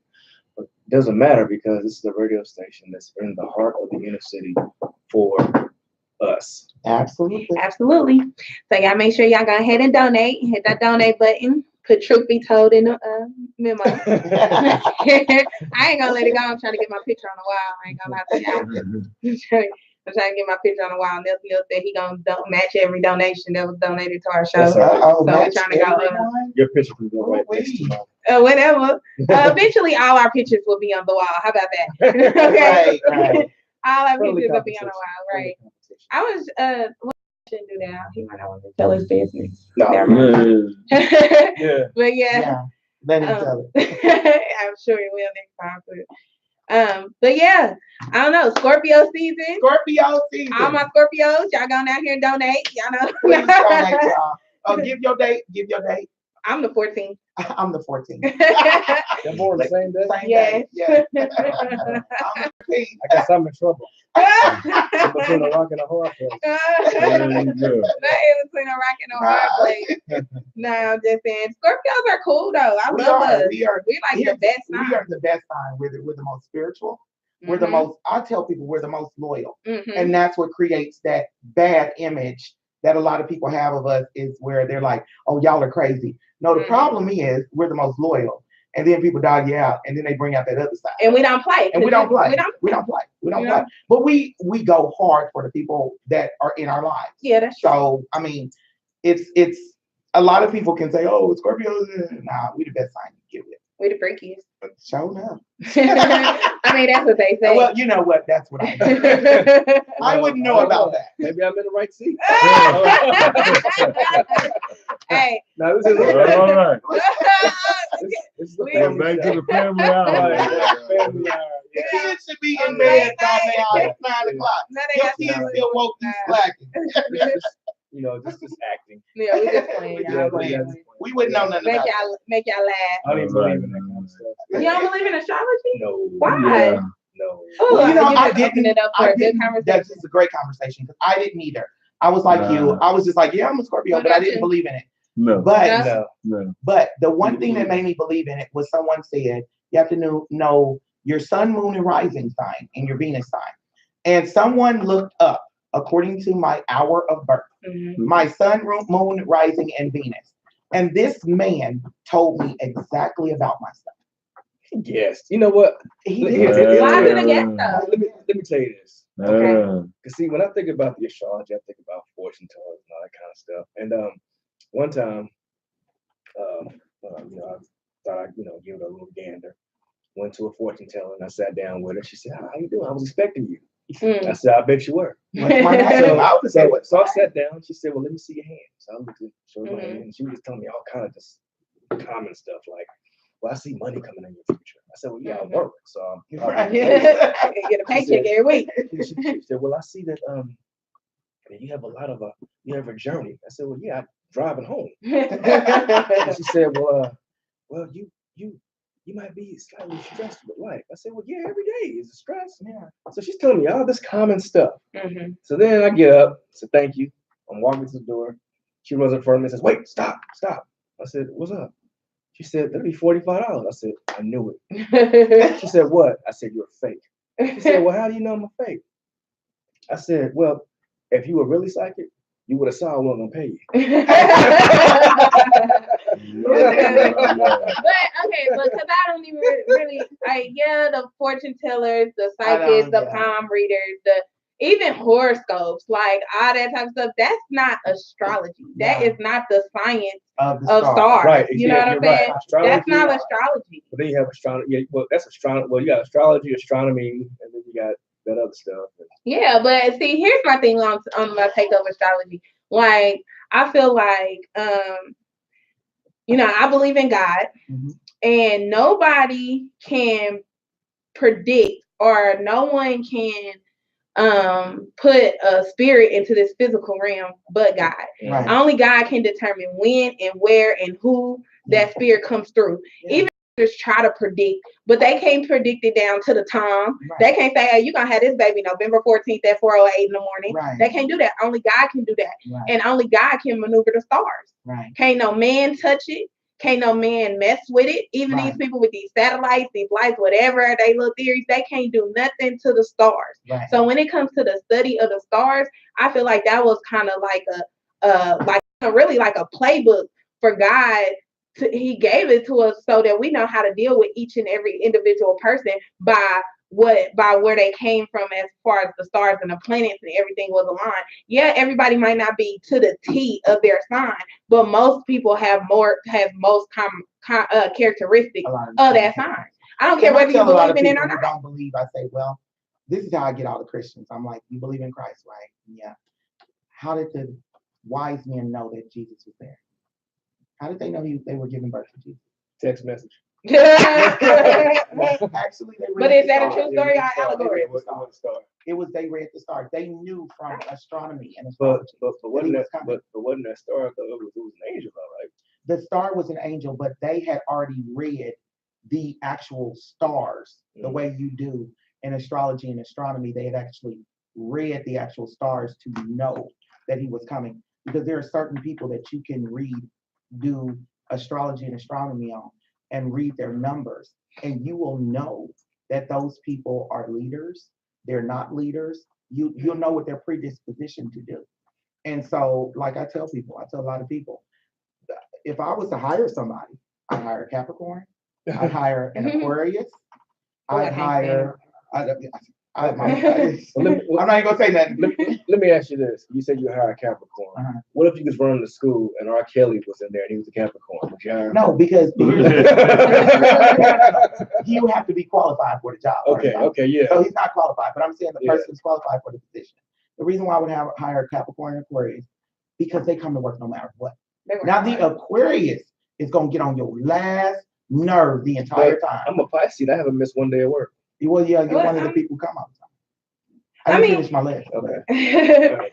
It's just like I said, it's certain characteristics that people can't get around. Like, I don't know. It's a lot. It's a lot. It's a lot. And It's a lot of everybody different ones. has their own way of being. Right. Because a lot of people meet me and they're like, "You're a Scorpio?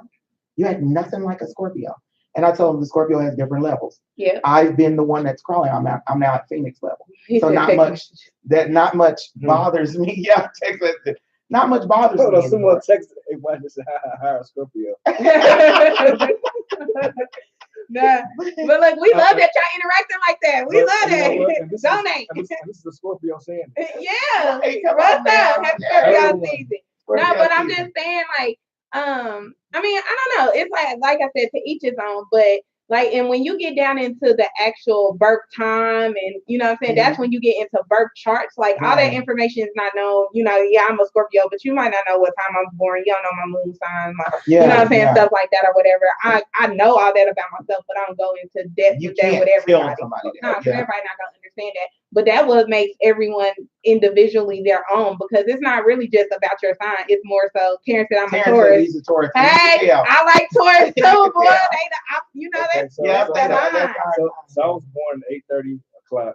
8:30. Hey, I don't read stars. I don't read stars. 8:30 p.m. on a dark and stormy night. What's that mean? Oh, Well, you gotta go to the Astro Cafe and type in your Yeah. information, Okay. and it'll It's tell you everything Yeah. to read your So am I name. destined to be a super villain because I was born on dark and No, stormy that's night? not No, even that. no, ain't that's Okay. got nothing to do with it. Hey, but they built the pyramids around the stars too. Yeah, they did. Mhm. So that tells you that And it Washington, has- D.C. Yeah. And it's a lot of different things like that astrologists, you know, they don't get credit for, that they were actually pioneers of. Yeah. And astrology's been around a long time. Astronomy. It's been around a lot longer than people actually realize. How you brought it up in the Jesus story. Right, Like it was that was demonized. astronomy. Right, it was demonized with the change of the church. Yeah. With the change of the church, it was demonized. But I mean, hey, that's it. Everybody has their things. Like I said, it was one man who claimed he never missed a sign. Never missed a sign. He was walking around the kids' school, and he was, when they went to AC Prep, and he was naming off everybody's sign. And he got to me, and at that point in time, remember, Scorpio is mutable, which means they become like the person they're closest to. And at that point in time, I was married to an Aquarius, and the man walked up to me and said, "You're an Aquarius." I said, "No, I'm not." He said, "Yes, you are." I said, "No, I'm not."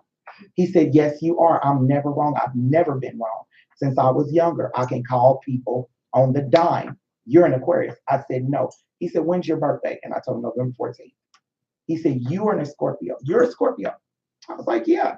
And the woman standing next to me was a Scorpio. And I think, I'm not sure, but I think her birthday was November 14th. But our kids had grown up together. Our kids grown up together. So she knew she said, "No, she's telling the truth." He said, "Let me see your ID." I handed it to him. He said, "I read you as an Aquarius because I'm mutable. I became one with the man that I was with." So that's the one thing about Scorpios is that's why we the best sign. Because we know how to Well, what is the best sign for getting somebody to donate? Which one donate the most? We got that money. Yeah, which one donate the most? Hit the donate Yeah, button. that's That's real fine. number for Yeah, real. we need to know who is that. But no, I mean, everybody has their belief in signs and stuff. Mhm. Yeah. Yeah, But yeah. I'm not one of those, stuff. But I wanted to hear from you guys though too, and y'all talked about it a little bit. But as you've been on the station and been here for some of you longer than others, what are your thoughts about KUAW in general and its future, where it's going and stuff? What do you think? Yeah. And what it's been like? We go around. Yeah, we go around the table. Well, like I said, I feel like here at KUAW, it's really just about empowering our community and uplifting our community and everyone that's listening. And I'll definitely see us going beyond great points. You know what I'm saying? There's a lot of different things that we have in the works. There's a lot of things that we have goals to reach. And I believe that we're going to reach those goals and then we're going to do those goals. So I just see great things in the future. I ain't trying to be no psychic or nothing. We do got good intuition. Very intuitive. That psychic thing was a joke. I tell it all the time. Well, what I see KUAW as is when you look on television and when you look at how our people look are being portrayed in the media is not in a positive light. I see KUAW as being a beacon of showing how a Black ran station can not only show the positive things with Blacks, but also positive things with all people. Because see, people think just because someone Black owns something, they want nothing but Black around them. No, that's not our culture. I want them to see that this station can, and what it's been doing is telling stories from different lenses, different cultures, different viewpoints, all in this nexus right here. And I also see KUAW already starting off to branch out in schools. I see this radio station being a strong educational entity in the city, grooming students. Because already we have students from whatever school Kennedy's from. We got Raytown Middle. We got 2 students from Raytown High. And then there's some other students. You got UA, Sebastian A. Yeah. And then we got their program over at Genesis. And then we have some other. I mean, I see it popping up. Yeah, and we have a new intern that just started the last Saturday. She's coming in here on Saturdays, learning the boards and stuff. I've got to ask her what school. She's 11th grader. Okay. And she's been coming in on Saturdays. Her brother's in robotics, but she's been coming up wanting to learn about the radio. Awesome. And stuff. She's an athlete, and she says her backup thing is to go into broadcasting. Awesome. Hey, that's so perfect. That's another young person that's working the station. Yeah. And I see, I always say this, I see the station growing incredibly. I love this fact that it says global community radio station. So I see our station growing like by leaps and bounds. We might see it happen next year. I expect to see it happen sooner. But I love the fact that we've taken over our narrative. Yeah. We have taken over our narrative as Black people. We have said, and it's not about the Blackness, but it is about the Blackness because we are Black. We have majority of Black shows on here, even though we do bring in other people. And we like all money. All money spends green. So hit the donate button. But I love the fact that people get a refreshing look at us that you don't get in regular mainstream media, because it's a shame that we don't have a good narrative out. And so I love it. I mean, I like the fact that whatever comes to Lene's brain, I can put on the show and people can go back and look at it, because people are like, what is your show about? I'm like, honestly, it's like a Seinfeld of radio. Whatever kind of only set I have is, the e-gaming and e-sports was the second Tuesday. But I love the fact that, and also the Black Family Technology Awareness Program is here. So, I mean, like you said, you have a young lady coming up to do internship for broadcasting. She can't just walk into KPRS and say, I want to be on the board. She can't. She cannot. Young people cannot just walk in there and say, I want to intern, I want to be on the board. They cannot. Nelson L. said KUAW is the conscience of Kansas City. He's right. This is the pulse. This is the conscience. Don't bandwagon ride. No, go ahead and bandwagon ride later. We got all the room. We got all the room. But just know that get on board now. I wanted to say, we have such an amazing viewership that I was actually in a grocery store and this woman kept saying, I know you from somewhere. I know you from somewhere. And I normally don't answer that question because of the way Lene used to be. So I'll be like, oh, church. We from church. And then she goes, oh, you that one lady that had that show on KUAW that I was watching where you got on everybody's case about these kids getting murdered and stuff. And she said, after that, I started watching your show, but then I stopped watching. And I was like, oh, this is a great time to start watching again. But we have such an amazing content. Corrine, my big sister, she came and sat in on the show and fell in love with the Inkwell. Fell in love with it. This is an attorney, like as she tells everybody, a white woman attorney who lives in California now, and she loves the Inkwell. So it's not just for Black people. So let's get that straight. Right. Not just for Black people.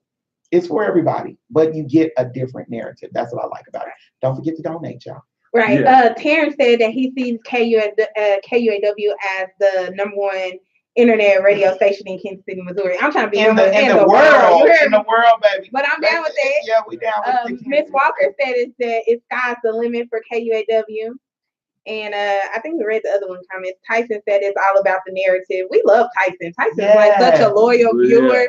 Like, we love Tyson. And thank you for the donation and everything like that. Like we really love you. It'd be nice if we could get Tyson in here. I know, right? I inboxed you to get you on my show because I wanted you to be able to tell people, about how you got your company and things of that nature. And I think you might be related to one of my family members' relation. If you know Dwayne and him, I don't know if y'all all related, Mr. Tyson. But and if you know Mike, bring him in too. Mike Tyson. Yeah, I just caught that. I'm so tired. We can get business owners in and entrepreneurs and stuff. I don't know if you guys watched on the it's been in the papers on the news last week, but the prospect revitalization. Yes. And Mr. Tyson's involved in that, but there's other business owners and entrepreneurs and people that are doing things that other than when they, say they're getting ready to start there, don't get a lot of time, or a lot of people in the community don't hear from them or get to talk to them or that. And we can help bring that, make those connections so that the people in the community really feel a part of what everybody is doing. Because sometimes it seems like people come in and do things to us or for us, but not as much with us.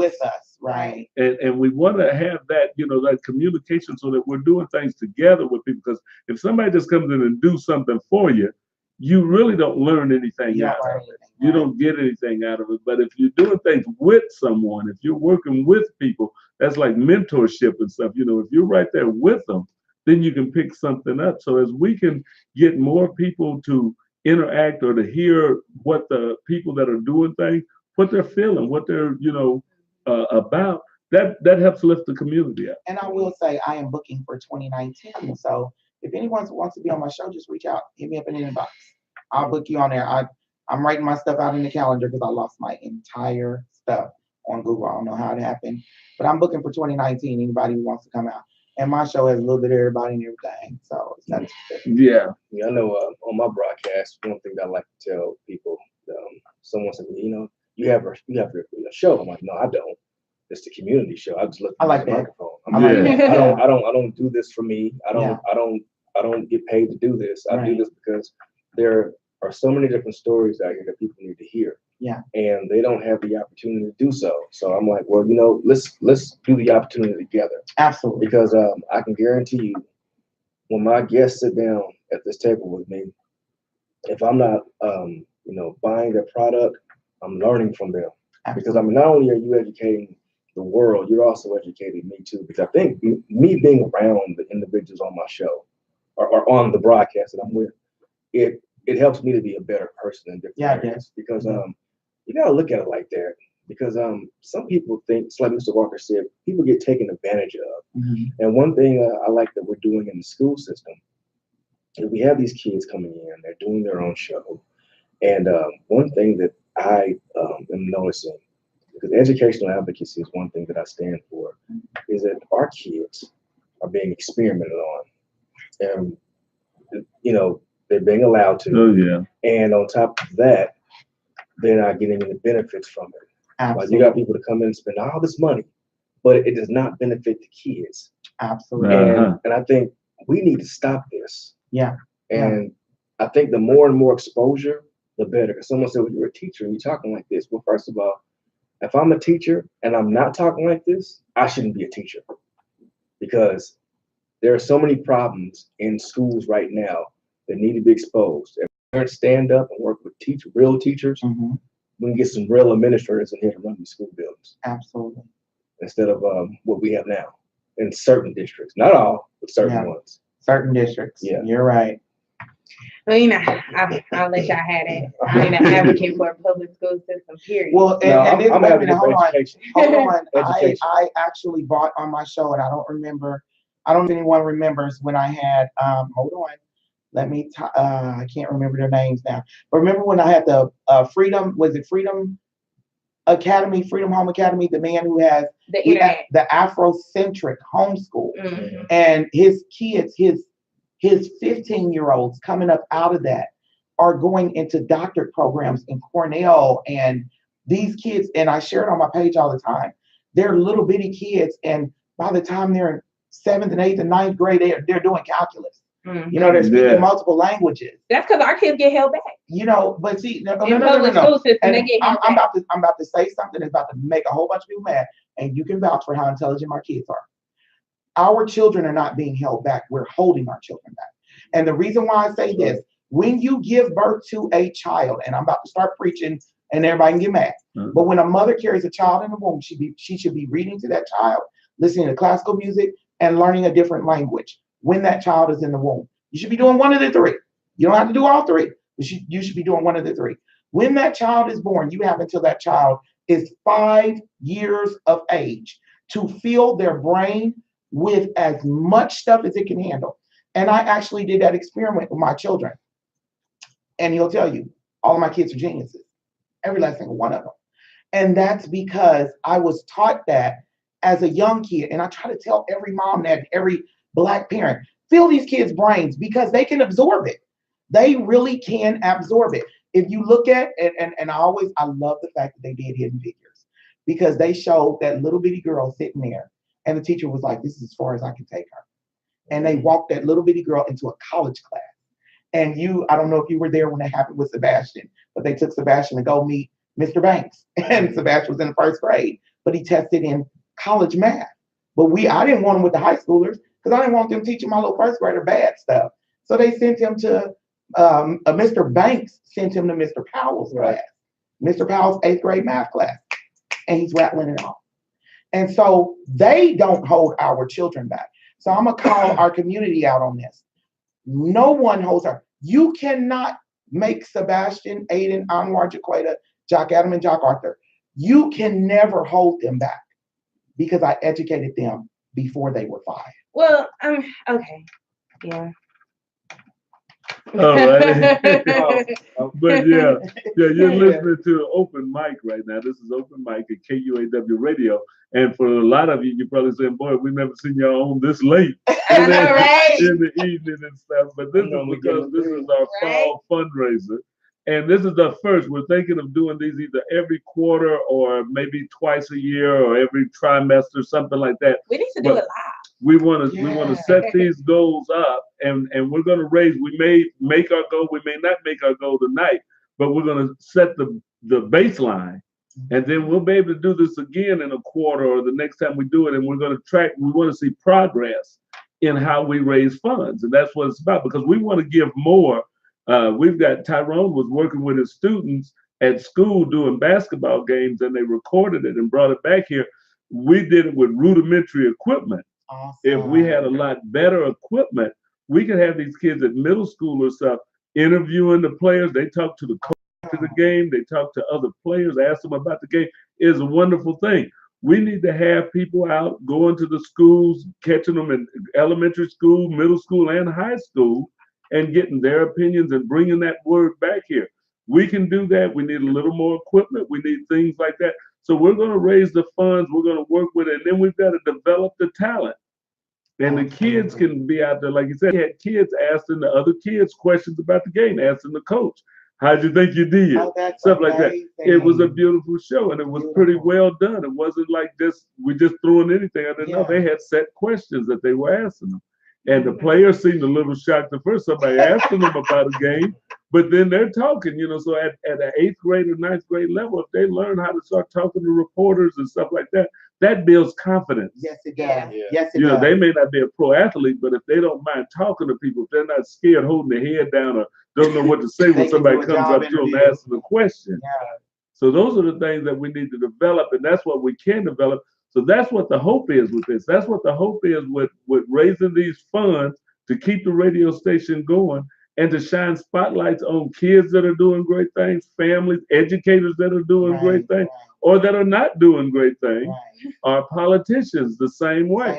We need to make them human, make them be right here with the people and answer questions. So we want to be able to set up more panel shows, more panel discussions, and things like that.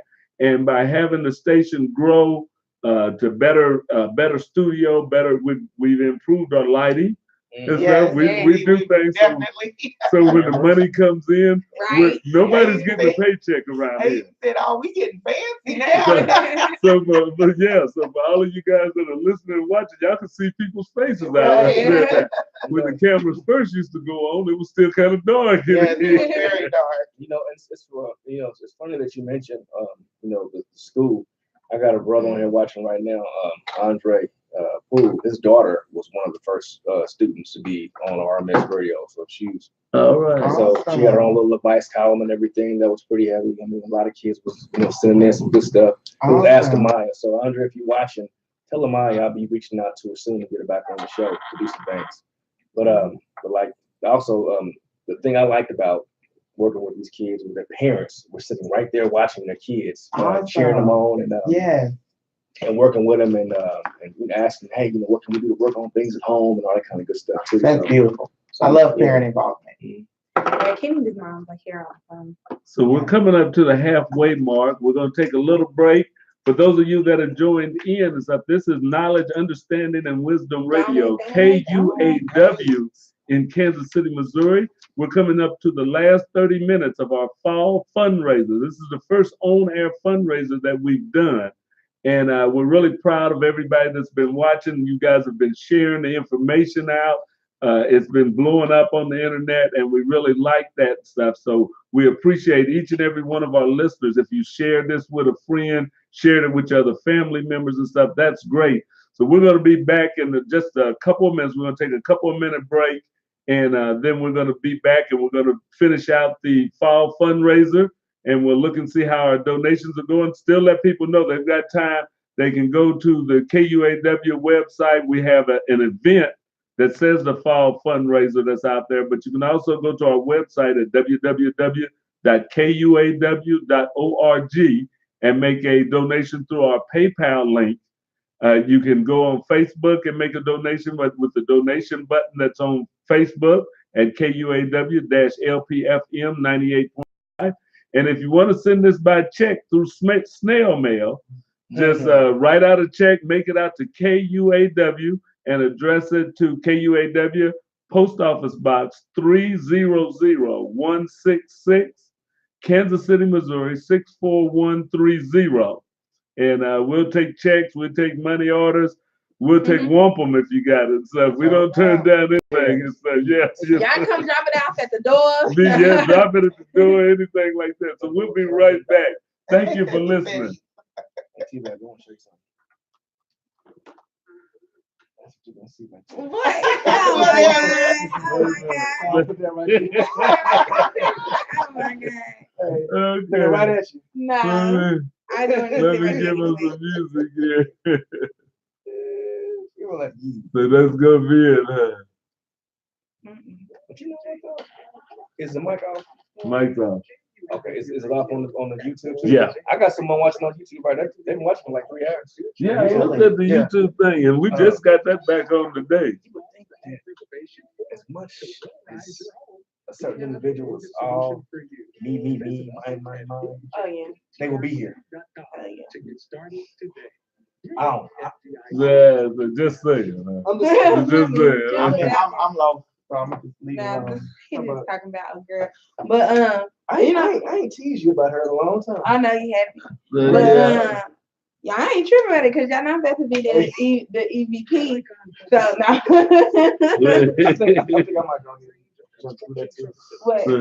Be on the board? No, I'm gonna be the EVP. Executive Vice President. Okay. So I don't need to leave that. She was in another organization and talking about that, and somebody that was vice president just automatically all of a sudden they saw the thing that said executive vice president. Well, how'd that happen? Never had that before. Oh, that in a real position? Yeah, somebody. Hey, Mr. Walker, that young lady that does some t-shirts, you want me to put y'all up? The lady that makes the t-shirts? Yeah, we need to get some pricing because they're ready to get some T-shirts for robot team. She works with me in the classroom. She's pretty reasonable. Yeah, because we were saying, December 1st, the Lego team got their event over at Bingham. I think it's December 1st or 3rd, whatever, one of the first Saturdays in December. Oh yeah, I guess that. Yeah, and this is just a tune-up. See, after we do this for about a year, we'll try and do a 24-hour marathon. How can someone donate? They can donate on Facebook, right? Yes. If they go on Facebook, there's a donate button right there on the front. They don't even have to find this. I got some I want to say to Tbeyb, but I gotta make sure this message goes through. Uh-oh. Oh shit. You just want to be me. It don't matter. I ain't tripping. You know, because my picture gonna be on the wall anyway. Well, tell say EVP. Was gonna say you gotta tell Nelson L now since Forrest did that to whatever it splits up to with all the shows and stuff. There's another bunch you gotta match. Yeah. So I had to look at the shows we got here and divide that up. Is that show still on? They still going? They were trying to keep going. I don't know if they're gonna make it since he's gone. Mo has been here a couple of times. I think Mo was really trying to keep it. Well, let's go back. I'm talking about ending the 14th Amendment. Oh, yeah. It gets on my nerves. Hey, and we're back. Thank you for bearing with us and letting us take that break because we all, like I said, we got to make sure we get our sponsors in on a marathon. And if you have a business or anything, write a book or do music or anything that you wanted to advertise, we're definitely open for sponsors, and we got a couple of different packages that you can get, and ways you can get into it. Just send us an email, kuaw985@gmail.com, and we'll make sure we get that taken care of for you. Yeah, we appreciate all underwriters and all sponsors. So you can underwrite a show or you can underwrite the station. So if there's a special show that you want to be the sponsor or underwriter of, you can do that. Or if you just want to support the station in general, you can be a underwriter for the station, and your name or your business's name will get mentioned throughout the day for all events that we do or for all the shows that are on here and stuff. So you can either be an underwriter for a show, and even if you're an underwriter for a show, your name will be mentioned during that show, but it will be mentioned at other times throughout the day. Anyway, we've got a few underwriters on here now, and we have banks that are working with us. So we like to do that. We've also got some syndicated shows. We didn't talk much about them because of our live show hosts that are here. But you can pick up the Cheryl Underwood show right here on KUAW Radio. Every day we have lunch with Cheryl. So between 12 and 2, 5 days a week, Cheryl Underwood show, syndicated national show, is right here at KUAW. We are the Kansas City affiliate of the Cheryl Underwood show. And also Rosine Bailey, which he pronounces it Rosine. He comes on every Saturday and Sunday with Blues Time in the City, and that's a syndicated show out of Atlanta, Georgia. So if you like the blues and you want to check that out on Saturday and Sunday, there's a couple of times that he's on in the evening. We've got to get it on the calendar so everybody can find it for sure. But Rosine Bailey out of with Blues Time in the City is a good show to pick up. And we also have, gospel music that's playing. We're looking to, we've got news, and we even got some old time radio shows on there and stuff that play from back in the 40s and 50s. Yes, I love that. A lot of people didn't know, but there were black radio shows. One that was put out by NBC that was on back then, and one of the guys that's on there that was a star on a lot of those radio broadcasts after I saw his name, I think it's Roscoe Lee Brown, that you used to end up seeing him on The Cosby Show as he was old and talking with that real English accent. So he's on some of those 40s shows back then, he's a young guy. So, it was just like, wow, that's interesting. So we try to bring some some diversity to our broadcasting, to our programming here. So we've got things for young and old. And we definitely appreciate Kansas City. Kansas City's been welcome. And the rest of the world. We've got listeners in Japan. We got Professor Smooth Jazz that had some friends or some listener in Japan, and he's told a couple other people. So every month I look at it, there's 3 or 4 listeners over in Japan. And it started off with 1, so we're growing in Japan. We have a lot of listeners in the Middle East. We have some listeners over in Europe. So we have a range that people are picking us up in a lot of places. By far, the United States and Kansas City is our biggest market. I mean, we love y'all. We love y'all. Nelson Neal, Tyrone is beating us. I'm gonna need you to drop some money on that donation. Okay? Because Tyrone is beating me. No, I'm just playing. It's our friendly competition, y'all. We love each other. That's right. That's right. And I think now you did an internet show before, didn't you, Tbeyb? And that was, what was that? Same name? Oh, well, you're saying before I came here? Yeah, before you came here. Well, I mean, we did do the Truth Be Told just on Facebook Live a couple of months before we actually came to the radio station. But I also had Texas 101 Jams in Houston. That was more so like what we do here now, just internet radio and, tune in app where you can listen 24/7 and just different type of shows and things like that. So, yeah. Okay. So she had some experience with it. And Lene, did you have any experience before you came here with the radio? None. I did, and everybody's like, how did you get a radio show? I actually called in for someone's show. I reached out to Terrence because I was like, oh my goodness, she didn't do her show today. And I reached out to her and said, and I told her, I said, I'll do your show for the days you can't come in because I really like your show. Please don't just not come in. I'll do your show on the days you come in. And then she told me to call Terrence. And Terrence gave me your number, and I reached out to you, and then we got back in contact about a month later. And then I came in and sat down, and we brainstormed the show, and I walked away with a show. And I was like, I tell people, it couldn't have came at a worse time. The first couple of shows was the month of April, and it was just like everybody and their grandma died right before my show started. Yeah. So I was gonna say forget it, and then I just kept going. But I mean, this is something that people used to always say, you need to put your thoughts on paper. You need to put it in the book. I'm not big on writing. So I just, and I was like, well, oh, wow. Well, whatever kind of mind I put in the show. Yeah, because I can show top. Yeah, I can talk. I mean, I was even before I was doing the radio, I had my own website called Tbebyology. Yeah, I did. Tbebyology, all right.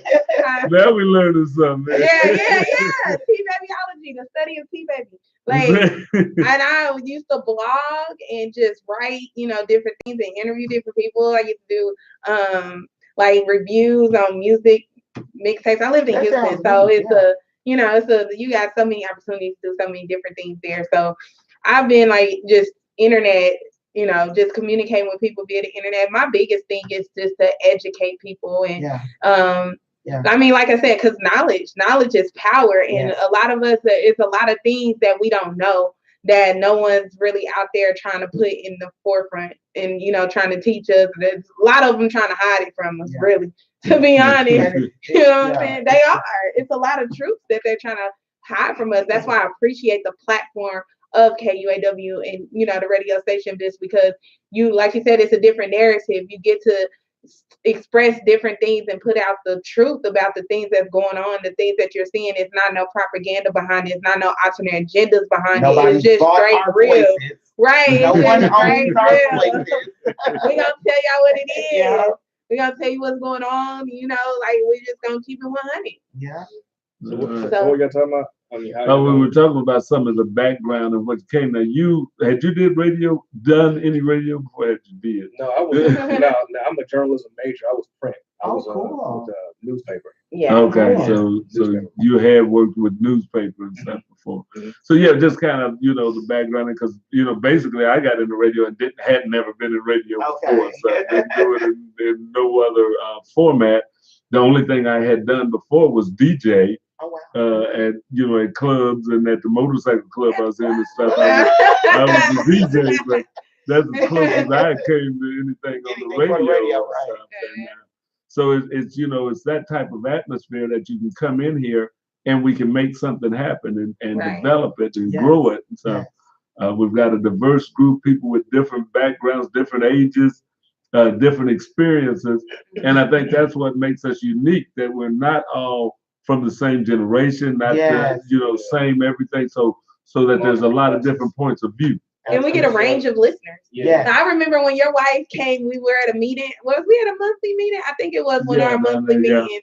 And she came and told me about the women at church that had listened to my show and came up to her and talking about the things I was talking about. I think I was talking about some old school teachings or something. Yeah. And I don't know, but it's just like things like that. Like people that would never really look at you and be like, oh, I'm gonna listen to her show. Now they like that chick with the red hair. Yeah. And then just you be able to reach a different a variety of different people. And Mr. Walker, someone wanted to know where do they go and donate? Oh, yeah, that's about that and stuff. Okay, to donate, you can go to, and this is one thing you need to do, www.kuaw.org. That's our webpage. Yeah. It's always up. You can always donate. I say always up. It's 99% of the time as anything on the internet is. But there's a donate button in the upper left-hand corner.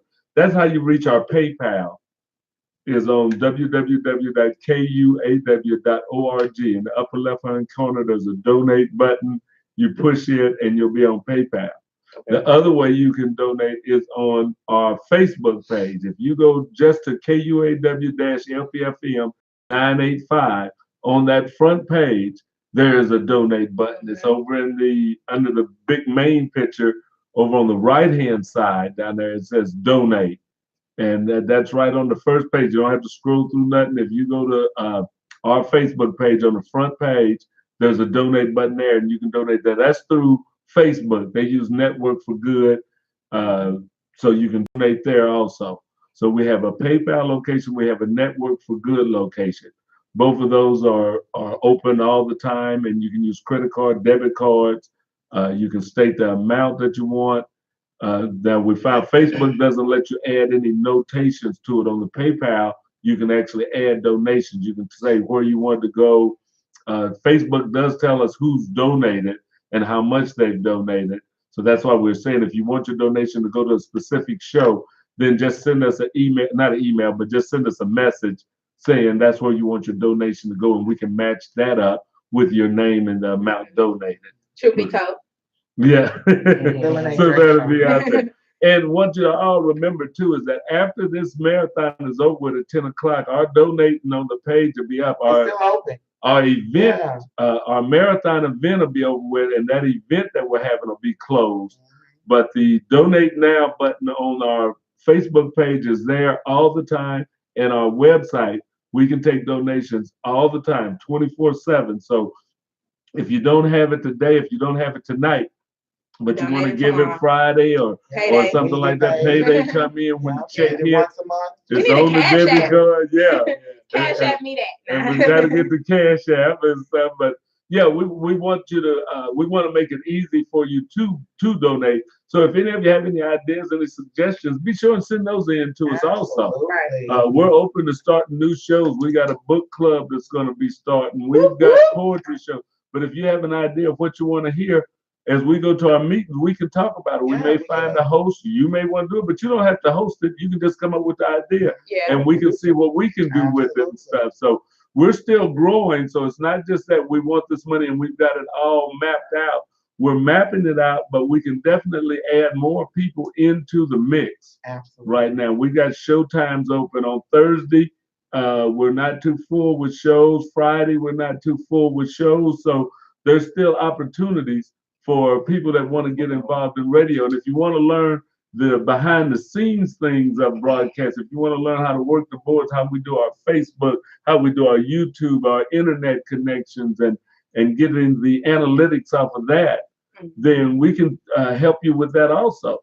So if you know a student, if you have a young person, or if you're just an older person and you want to get involved with it, hey, the door is open. You can work the hours pretty much that you want. We're real flexible here. We just want people to have a heart for the business, a heart for what we're trying to do in the community. If you've got that, then you're qualified. And if you already know how to do it and you think we can improve on some things, come on up here Yes, too. Come on up absolutely. here too. We got room for you. So Terrence want to let us know that he had a show on KPRT, KGGN, KCPZ, and he gave all that up for KUAW. All right. We love Terrence. Yeah, Terrence is You very know, shout out to Brandon. Right. Terrence and I, we're working on a show together. Mhm. Next generation. The See, next now they're collaborating. See, and that's the Awesome. thing. We've got people that have come together that didn't know each other, but now are collaborating on shows. Yeah. And I've met people, that I didn't really know, and stuff, a bunch of people, and it's like, okay, yeah, let's start working on something. So this has been a melting pot. For 4 weeks. For the series, what's Absolutely. it called? He Used to Love You was Her. a guest on my show first. And yes, I was the guest on. Truly Told. It's gonna sound like somebody else. I'm just saying, she's sitting out here getting all these shout outs and stuff like that. Like, Brad, hold on, man. I'm sitting right here. Before I get a little deeper, I do want to shout out Armand Carr and his mother Renita Carr. They're about to donate. Oh, all right. Look, he just sitting here texting people in his phone. Sending out private messages. No, they reached out and said, "We're watching you on TV. How do we donate?" That's why I asked. Okay. How do they Oh, donate? absolutely. That's great. Yeah, they're watching. Just split it between all three of us. That's all we ask. That's a great thing about it. But it's been a fun night. This has been something that we will have to do We again. have to do this. Right. We do. This We'll was do fun. this in a quarter. And we may even look at bringing in some outside guests on Some of here. our So loyal viewers. some of the Highest people that fans. are So our highest, we can't really say our highest donators of But- this one. Well, I mean, it's kind of over, but maybe next time. Yeah. Then we'll have them on the next one. But yeah, we need to do that, and some of the people that have been listening to the show, some of the people that have been guests on the show and stuff. I mean, we had the superintendent of Kansas City Schools been up here on the show. Well, Is that We had mayor candidate. Yeah, we had mayor candidates on for here. mayor. So we've had other politicians in here and stuff. So as Fred Hampton Jr. as we do, Fred Hampton Jr. from the new Black Panther Party. and Benzino stuff. was here. So yeah, Benzino from Love and Hip Hop. He yeah, was on Freestyle show. yeah. He it was- was. Industry Talk. Yes, he was. Shout out Yeah, to we Industry had- Talk. We also had I had Betty Lennox from WNBA. Yeah. Oh yeah. Awesome. Yeah. And that was so we've had some great people in here, and that's good. That we need to do more of that, Eddie Levert, too. and then the people out of the community, and stuff. So we need to get more of the. I think I'd like to see a few more politicians come in and stuff. We've had a couple, but I mean, I want to get some of our city councilmen in. I'm gonna have to send out some more letters. Yeah. Have we not need gotten to- any answers. A lot of them are busy running for mayor. Right. They are.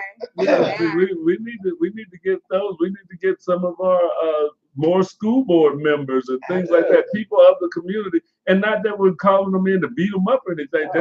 Just to talk to the community, Yeah. just to And say you'll what's find going that a on. lot of the school board members, they are very, I love, there's several of them, I can't name them because I don't want to be incriminated by knowing me. They want to. Yeah, and that's what I They say. want This, to come, they this love. isn't about like, well, we just want to try and beat you up or something. No, just come out and just get to know you. Right. Just talk to some people. Say what's going on. Especially- And how can we help? Especially when it comes to these politicians and people that's running for offices and things like that, because we put a lot of importance on voting. I know we talk about it a lot on my show. I'm sure you guys been talked about it on your show. Get out and vote. Yeah, we Tuesday.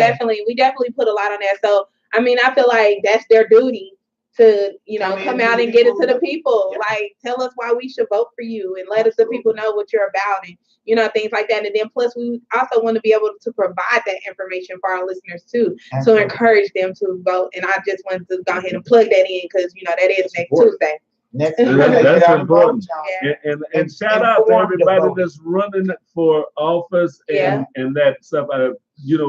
Being a public servant is not an easy job and stuff. So my hat's off to all of them. It's that not run. easy to run for it. Yeah. I ran for school board, and that is enough to just make you crawl under a rock. It's a bruising thing. It's bruising. It is. It's a I bruising need to run thing. for something. So that's I yes, know you do. Yes, Baby. you do. You Mayor. can start. You can't just start off the mayor. President, vice president. Oh, okay. I'm down with that. But yeah, so now see, we're just seeing the start of a campaign. We got people with some high ambitions here to be president and vice president, and that'll work. And we talk And about just know they do not know me personally. So they will have a chance to get elected. Oh my goodness, man, you make us have to look up. We might start doing background Do checks. not Google me. Just don't Google me. That's all I We say. have to start doing background the checks. thoughts and views that are heard on this radio station those of the person that's giving them out only. Yeah. Yeah. Well, I definitely appreciate, right? Donate, just like I said, if you didn't have a chance to donate during these 4 hours, then like the donate button never comes down. We appreciate the gift of love, blessings, whenever you have it to give. Absolutely. We're always here to receive. So we can turn around and bless someone else in the community and things that we can do. So we appreciate all you guys for tuning in with us and rocking with us for 4 hours. Yeah. You know what I'm saying? We reached almost like 200 or 2,000, 3,000 people. Yeah. You know, so and like I said, we didn't raise over a little over $500. Yeah, we're definitely over $500. A real total. Next couple of times. Yeah, a couple of days. Whatever. We gotta give it a couple of days. Tally it all up. Right. So that we can announce that the truth be told won. Yeah. But it's been a good night. It has. It's been fun.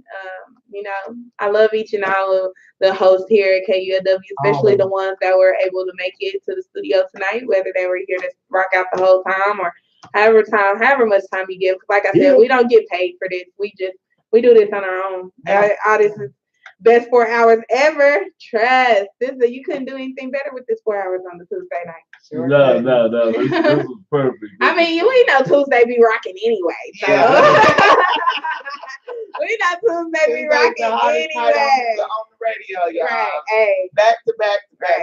We're going to have to look into doing this live one time, though, Mr. Walker. Like how they had a phone ringing and everybody answered and stuff like that. We'll be downstairs in the little thing. But we're gonna have we'll have another room and stuff. So everybody answer the phone. If we get a bunch of Google phone numbers. Google phone numbers, absolutely. We can do some raffles, so we can start giving away some stuff. Like this book, we raffling this off now. Hey, why don't we, just a suggestion, why don't we start a 50-50 raffle? Y'all know the Royals do it and somebody wins hundreds of thousands of dollars. They did it for the memorial, I think, the Liberty Memorial or the Soldiers Fund or something. They've had 50 going on and stuff.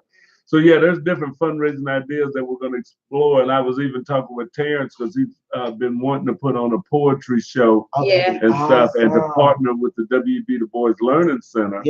And that we all just work together and put on something like that one night, and whatever we can make at the door or something like that would have some pulling fun. Our young people in, because whenever you have a talent show with young people, it's gonna pack out because families support them. Yeah. And I got an idea too. You know how when you go to the Royal Stadium, they got that Buck O'Neil seat. Why don't we have a producer seat where people can actually donate and actually sit in and watch a show? Yeah, that's a good one too. Hey, that's an idea. Yeah, y'all gotta come to the meeting. Those are the things we need to put down because I think that's what we got. Because this is a listener-supported radio station, so by doing fund drives, that's the way we're going to be able to stay on the air. That's the way we're going to be able to grow this station. We thank everybody that's listening. We've got about 4 minutes left, so if you've been waiting, thinking about donating, now is the time. Go to that Facebook page. Get to the front page of it right now and make yourself a donation, or go to our website, www.kuaw.org.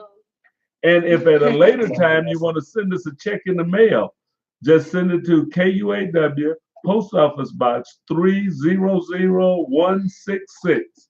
That's KUAW, Post Office Box 300166, Kansas City, Missouri 64130. So we can accept that too. And we appreciate everybody that's been listening, because we've had some of you that's been listening for hours to us online. On Facebook, on YouTube, and I know Facebook and them were wondering what this big video file is compiled right now. They can handle it. We've been on, so we're getting ready to drop off. We've done our 4 hours. We've got a couple of minutes, but we're going to go ahead and pull the plug on our video feed right now. We thank each and every one of you for Thank you listening. all Thank so you. much. God bless. Thank you.